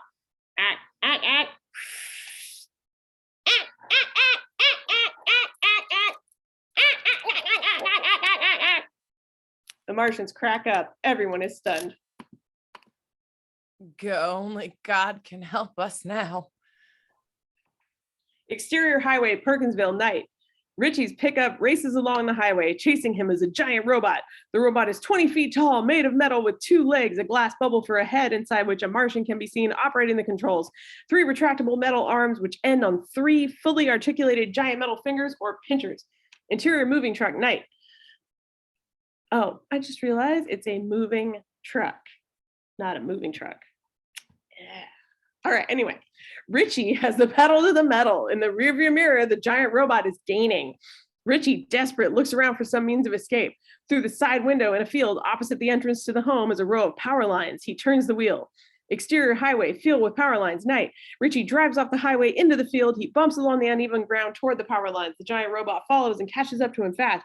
Richie swerves violently under the power lines. The giant robot goes after him and collides with a pylon tower. Power lines break and dance around, sparking. Big sparks rain onto Richie's pickup. The robot's pitcher arms grab the tower and is immediately hit by thousands of volts. The robot shudders and vibrates as the electricity surges through it. Richie's truck speeds back toward the highway. Exterior, Vegas streets, night. Soldiers in a Jeep flee from a Martian. The Martian fires. The Jeep crashes near into 3 cannons deployed across the road and serviced by 3 gun crews. Above, a flying saucer fires at a tall building, which blows up, toppling onto the cannons and gun crews below. Exterior street, Vegas, night. Byron, Tom Jones, Barbara, Cindy, and the rude gambler are all at a tall wire fence, beyond which are some low industrial buildings and an industrial site housing a company named Yesco. Byron is squeezing through a broken fence. What are you doing? It's this way. It's a shortcut. The airstrip's on the other side, and we're less likely to run into Martians. How do you know? Trust me. Come on, let's go. Barbara, Cindy, and Tom Jones squeeze through the fence opening. Hey, just because you're dressed like Caesar doesn't mean you're a leader. Interior, old sign junkyard night. Sounds of war. Keeping their heads low, Byron, Barbara, Tom Jones, Cindy, and the rude gambler weave their way through an extensive junkyard of old Las Vegas signs, a massive silver slipper, a giant bulb encrusted in Aladdin's lamp, etc. The sky is full of tracer fire from distant army artillery, trying to shoot down the flying saucers. Tom, after we get to Tahoe, I want you to fly me to Washington, D.C. Why? My wife and kids are there. Look, I'm sorry, but even if we could make it, Washington will be a war zone. We wouldn't last 5 minutes. You won't take me? It'd be suicide. Okay. Then show me how to fly the plane. I'll go on my own. Tom looks at him doubtfully. On the rude gambler, Barbara and Cindy following behind. He's lost. He's led us into a maze. He runs away. Where are you going? Another part of Sign Junkyard night. The rude gambler runs past a giant fish and a bucking bronco sign. Assholes. Why didn't I stay in the hotel? He freezes. Less than 10 feet away, a Martian is staring at him. Shit. He glances around. There's nowhere to run. He puts up his hands. Look, I surrender, okay? You understand what that means, surrender? The Martian doesn't move. Look, you're an intelligent being. Let's cut a deal. I can help you. I'm a lawyer. You want to conquer the world? You're going to need lawyers, right? Here, you want my watch? He takes off his watch and offers it to the Martian. Thank you. Thank you. Go on. It's a Rolex. Kapow! The Martian reduces him to a skeleton with one ray gun blast. His bones clatter to the ground. Then blam! The Martian's head explodes. Angle on Barbara, inside the O of the golden nugget sign. Her ray gun is smoking. She's joined by Tom Jones. Good shot. Pity I was too late. Yeah. Byron and Cindy appear. Look! What? The airfield! She points. Their point of view, through a gap between signs, can be seen the airfield, a hangar, and a crushed, burning plane. That's where the plane is, right there in that hangar. Exterior Lawrence Welk retirement home, night. Sounds of firing and screaming. An old man in a wheelchair speeds into frame. He is on fire. An old lady with a walker hobbles away as fast as she can from a Martian. The Martian fires. Interior Lawrence Welk home, corridor, night. 4 Martians come down the corridor. A door opens and a nice old lady steps out. Behind her are 3 nervous people. Hello? The Martians fire. New angle, 4 Martians continue down the corridor. Interior retirement home, hallway, night. Martian number 1 opens the door to Grandma's room and peeks through. He turns to the others and indicates for them to come over. He puts a finger to his lips and goes, shh. And the 3 Martians look through the crack in the doorway. Interior Grandma's room, night. Grandma looks like a whistler's mother, sitting on a rocking chair wearing headphones, which are connected to her record player. She is knitting a shawl. The 3 Martians look at each other and grin. Exterior hallway, night. Richie drives as fast as he can down the hallway. Interior retirement home, Grandma's room, night. The 3 Martians tiptoe into Grandma's room, each carrying a piece of equipment. Quietly, trying not to giggle, the Martians begin assembling a large death ray gun. Interior war room, night. General Decker tears a sheet of paper from the computer printer. The president sits depressed at the table. The others sit around gloomy. General Decker approaches him. The computer says if they maintain this level of assault, they will destroy the world in 6 days. In 6 days, God created the world. In 6 days, it will be destroyed. I'm going to go down in history as the guy who gave away the store. Exterior Manhattan, night. Manhattan is burning. 2 flying saucers fly through the frame, firing. A skyscraper cracks and falls. Exterior Manhattan street, night. Crowds run screaming down the street. Above, a flying saucer fires. People are turned into skeletons. Others run screaming and panicking. Exterior London, dust. Flying saucers over London. A flying saucer fires at Big Ben. Boom, it explodes. Exterior Easter Island, day. Natives look scared as a flying saucer approaches at a hillside on which are dotted the famous giant stone heads of Easter Island. A mechanical hand is lowered from underneath the flying saucer. It's holding a ball. The hand throws the ball, which knocks over 6 of the giant heads. Interior cockpit of the flying saucer. The 3 Martians in the cockpit leap and high five. A strike! Exterior parking lot in Mount Rushmore, night. In the parking lot, a crowd of tourists see a spaceship fly up to the carved heads of the presidents. A zigzagging beam pulses from the ship onto the stone faces. Clouds of smoke fill the frame. The tourists run, petrified to their cars, and drive away as fast as they can. On Mount Rushmore, the smoke clears, revealing that the heads have been recarved into the features of hideous Martians. Exterior retirement home, Perkinsville, night. Richie drives his pickup right up to the front porch of the main building. There are bodies of old people on the lawn and porch steps. He stops and gets out, holding his .45. Richie carefully approaches the front door and opens it. Richie's point of view, lobby. A scene of destruction, broken furniture, scorched walls, dead bodies. Richie takes a deep breath and goes in. Interior retirement home hallway. Terrified, Richie walks down the hallway to Grandma's room. He steps over the 2 skeletons and reaches the door to Grandma's room. Very carefully, he pushes open the door and looks through. Interior retirement home, Grandma's room, night. The three Martians have finished assembling the large death ray gun, and it's pointed straight at Grandma's head. Martian 1 sees Richie at the door and fires. Whoosh! Richie ducks. The door above him disintegrates. Grandma turns her head sharply at the noise, pulling her headphone cord out of the socket on the record player. The room is filled with the sound of Slim Whitman yodeling.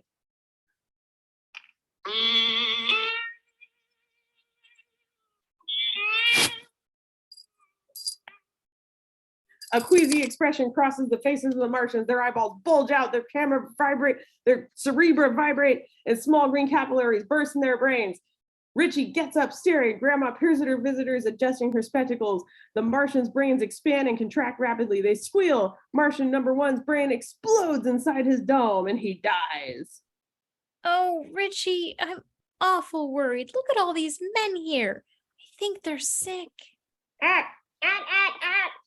Martian number 2's brain explodes inside his dome. What's killing him? Martian number 3's brain explodes and he drops dead. What's killing him? I think it's my music. What music?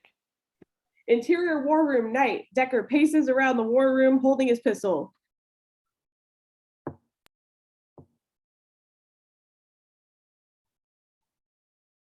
Decker. Quiet! I can hear something. Everybody quiet! Everyone stops what they're doing and holds their breath. The pitter-patter of tiny feet becomes faintly audible. Then boom!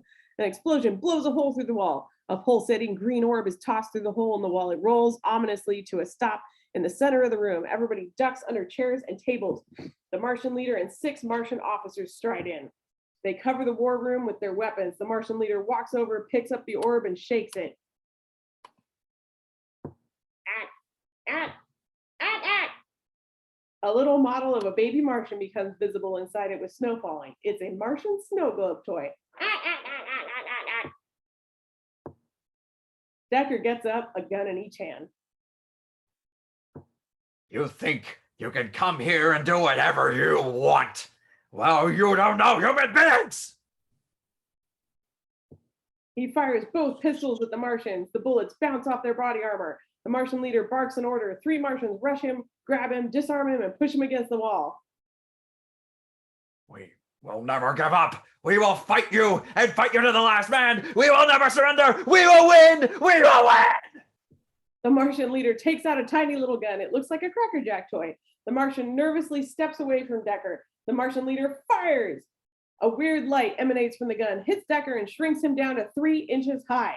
The military under the tables and behind the chairs watch astonished as Decker runs squeaking across the floor toward the Martian leader. Decker shakes his little tiny fist. Him to the hell, you ugly Martian peckerhead! The Martian leader steps on him. Terrified, everyone runs for the doors. The Martians fire. Humans glow and drop. The Martian aims at the president. Mitch, his arm in a sling, throws himself in front of him and takes the fatal blast. The president steps forward. All fear has gone. He speaks from the heart. Why are you doing this? Why? Isn't the universe big enough for both of us? What is wrong with you people?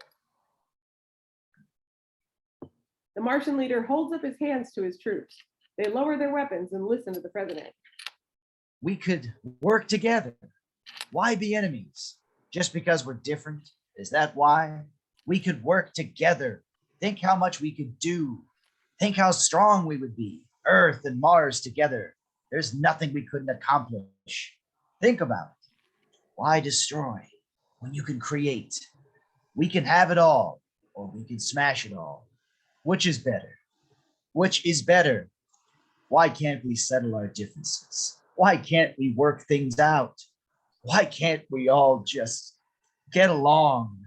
The Martian leader seems impressed. He offers the president his hand. The president, surprised, shakes it. The Martian leader's hand suddenly detaches from his wrist and scurries up the president's arm to his shoulder. No, the hand has a mechanical tail curled up like a scorpion's tail. What is that? What's going on? The scorpion-tailed hand scurries over his shoulder. He tries to brush it off, then the hand tenses its fingers, the tail uncurls, and jabs its sharp point into the president's back. Oh! The sharp-pointed metal tail comes through the president's chest. He looks down, horrified. The spiked tail telescopes out of his chest. The president falls backward dead onto the floor map of the world. The spiked tail's tip flips open. The Martian flag snaps out. The Martian leader and his troops look at the dead president with the Martian flag impaled in his chest and make the circle sign.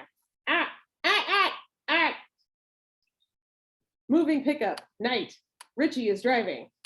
Grandma is on the passenger side between them on the bench seat with a record player wired to the car battery. The Slim Whitman album is playing.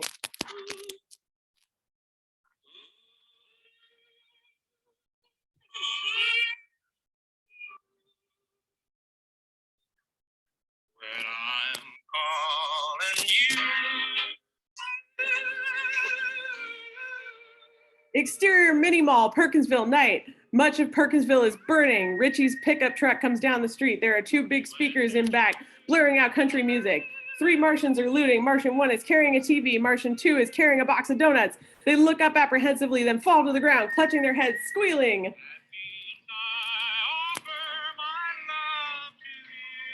Interior pickup night. Richie and Grandma grin in triumph. Okay, Grandma, next stop, the radio station. The town of Perkinsville burns behind them. Interior hangar night. War sounds are more distant now. Byron, Tom Jones, Barbara, and Cindy enter the dimly lit hangar. Oh, there it is. Before them is a white twin-engine Cessna. Tom, get it started up. You go with him. Cindy, help me get the doors. Tom and Barbara get into the plane. Byron and Cindy cross to the hangar doors. Insert hand. A hand puts the needle onto a record.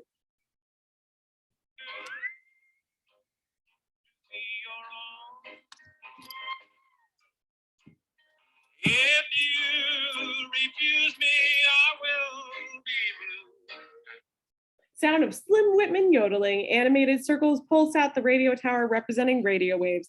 Interior plane cockpit night. Tom Jones leaps into the pilot's seat and starts flicking switches on the instrument panel. Barbara watches him anxiously.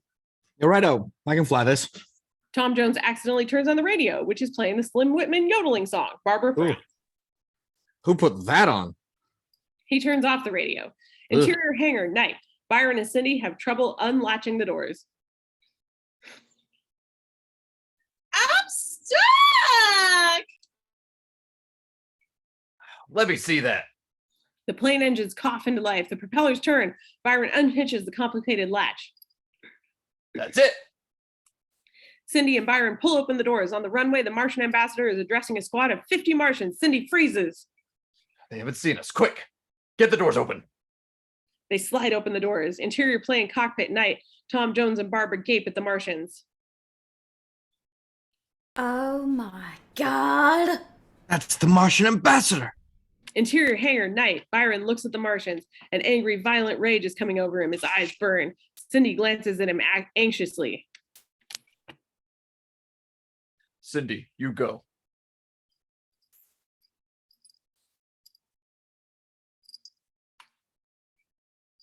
Cindy, you go. Cindy. What? I'm staying. I'll distract them as soon as you get the chance. Take off. What? Just do it. I'll draw them off. He pushes her. Go, go, go. She runs toward the plane. Byron glares at the Martians. I hate those fuckers. Byron lopes out of the hangar toward the Martians. Interior plane cockpit night. Tom and Barbara watch anxiously from the cockpit. What's he doing? He's flipped. Cindy appears in the cockpit. He's gonna draw them off so we can escape. We can't leave him. That's what he said. Oh God. Exterior hangar night. Byron marches toward the Martians. Hi, guys. How you doing? The Martians turn to look at him and raise their ray guns. He drops his ray pistol to the ground. See? No weapon. Byron jogs away from the hangar and puts up his fists. Come on, come on. What are you, a bunch of pussies? The Martian ambassador approaches him. Okay, Mr. Ambassador. He punches the ambassador in the head. The Martian ambassador drops his ray gun but comes back and boxes Byron. Byron dodges and weaves, then lands another hard left hook. The Martian ambassador is dazed but recovers. Byron moves further away from the hangar. The other Martians chatter in their weird language and form a circle around the fighters. New angle, plane, taxis out of the hangar. Interior, moving cockpit, night. Tom Jones, Barbara, and Cindy look devastated. They are horrified at the prospect of leaving Byron. What do we do? Exterior airfield, night. Byron has led the Martians even further from the hangar. He boxes the Martian ambassador and smashes his dome with a vicious uppercut. The Martian ambassador dies, squealing. The other Martians are shocked. They move in on Byron. He knocks one down, dodges another, gets hit, recovers, knocks down another Martian. 4 Martians join in. Byron fights furiously. Another 5 Martians join in the fight. It's too much. Punching like a madman, he cannot stem the tide of Martians. New angle, plane, speeds along the runway and lifts off. Byron is hit from all sides. Then the Martians swarm over him like ants on a carcass. The plane rises into the sky. Interior airborne plane, cockpit, night. Tom Jones, Barbara, and Cindy stare out the window. Their point of view, the Martians move away from Byron. His body becomes visible, lying in a wide white line painted on the tarmac. His arms are on a second painted line, which bisects the first line. Seen from above, the image is like Christ on the cross. Interior, Louise's apartment, close up. Louise, night, tense, her eyes wide. Something's happened. Sounds of war outside. In their barricaded apartment, Neville keeps lookout at the window, guns in hand. They look around at Louise. Something's happened to Byron. Montage, interior barricaded suburban kitchen. A woman turns on her radio. Interior candlelit wine cellar. A group of monks listen to a radio and tape the song on a tape recorder. Exterior outside Vegas armored car with huge speakers mounted on it moves down a damaged highway. A flying saucer falls from the sky and crashes into the Caesar's Palace Hotel. Exterior London helicopter flies over Westminster Bridge, broadcasting the song through specially mounted speakers. A platoon of Martians who are crossing the bridge fall dead. Exterior Washington, 3 helicopters with mounted speakers fly above the city, broadcasting. 2 flying saucers wobble, drop, and smash into each other before crashing to the ground. Exterior burning Washington Street. 2 Puerto Rican kids push a shopping cart containing a ghetto blaster. 4 Martians run away from them, their heads exploding. End of montage. Exterior sky, day. The Martian command ship is pursued by a jet with speakers mounted under its wings. Interior Martian command ship, control room, day. The Martian leader and 4 Martian soldiers clutch their heads and fall to the ground. The floor tilts suddenly at 45 degrees. All the specimens slide off the shelves and smash on the floor. Kessler's head smashes and his organs are pulled from their life support tubes. The Martians shriek in their death agonies. Natalie falls, smack, and her head becomes detached from his chihuahua body. Her head rolls next to his head. Goodbye, darling. I wish things could have been different. So do I. The Martian leader's head explodes. Goodbye. I love you. I love you too, Natalie. With her last breath, she kisses him on the lips. They die. Exterior ocean, day. The command ship crashes into the ocean, bubbles for a moment on the surface, then sinks. Exterior space, planet Earth. The remaining fleet of 40 flying saucers leave Earth's atmosphere and head back to Mars. Exterior Tahoe cave, sunrise. The sun peeps over the mountains. A robin on a branch fluffs out its feathers and begins to sing. Emerging from the mouth of the cave come Barbara, Cindy, and Tom Jones. They look out, blinking at a new day. Exterior Washington Street, day. People are cleaning up. A man goes by with a wheelbarrow filled with 2 dead Martians. A woman sweeps the street. 2 men are repairing a shop window. A line of people fill a dumpster with black plastic bags of garbage. Fires burn in the distance. No one is talking. The silence is extraordinary. Exterior Capitol Building, Washington, dusk. The sun sets over the burned out city. On the steps of the half-destroyed Capitol Building is a small crowd in the glare of TV lights. 6 Martians and not Martians. 6 Marines in crumpled, dirty uniforms stand behind Richie and Grandma Norris. They are lit by TV lights and being filmed by a student TV crew. In the crowd, watching them proudly, are a handful of survivors, including Louise, Cedric, and Neville, their guns stuck in their belts. On the steps, holding 2 medals, is Taffy. Behind her are 2 elderly mailmen. Florence Norris, I am proud to present you with the Congressional Medal of Honor, the highest decoration our nation can bestow.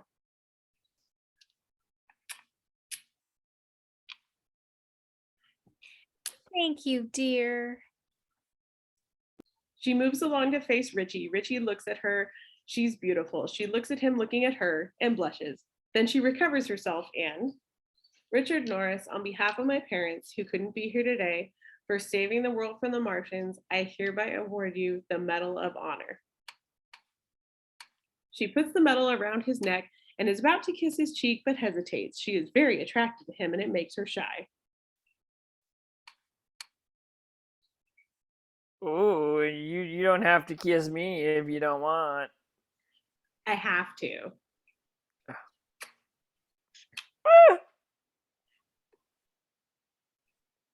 I prepared a speech. Is that okay? Sure, I think that's very appropriate. Okay, well, folks, I just want to say I didn't really. I mean, there's a lot of people in the world did more than I have. Louise, Cedric, and Neville, their faces are grim. They are thinking about Byron. Back to scene. And they should be here now, getting the medal too. So, we made it, but we almost didn't. It was close, and now we must rebuild. We must rebuild our cities, but maybe not the way they were before. Maybe instead of houses, we should live in teepees. It's better in a lot of ways. People have trouble following what he's saying, but they like it anyway. Taffy gazes at him, her eyes shining. And the environment, let's take care of it this time, and let's have a decent justice system which is fair.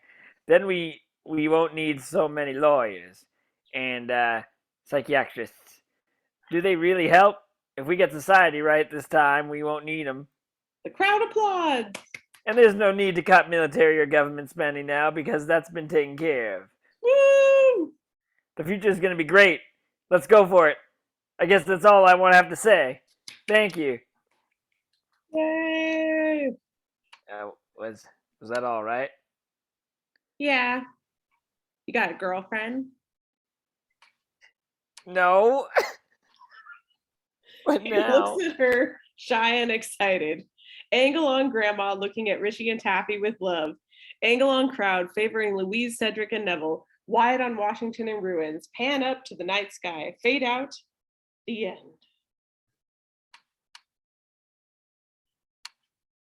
Yay. Thank you very much, everybody. Awesome. This was a great read.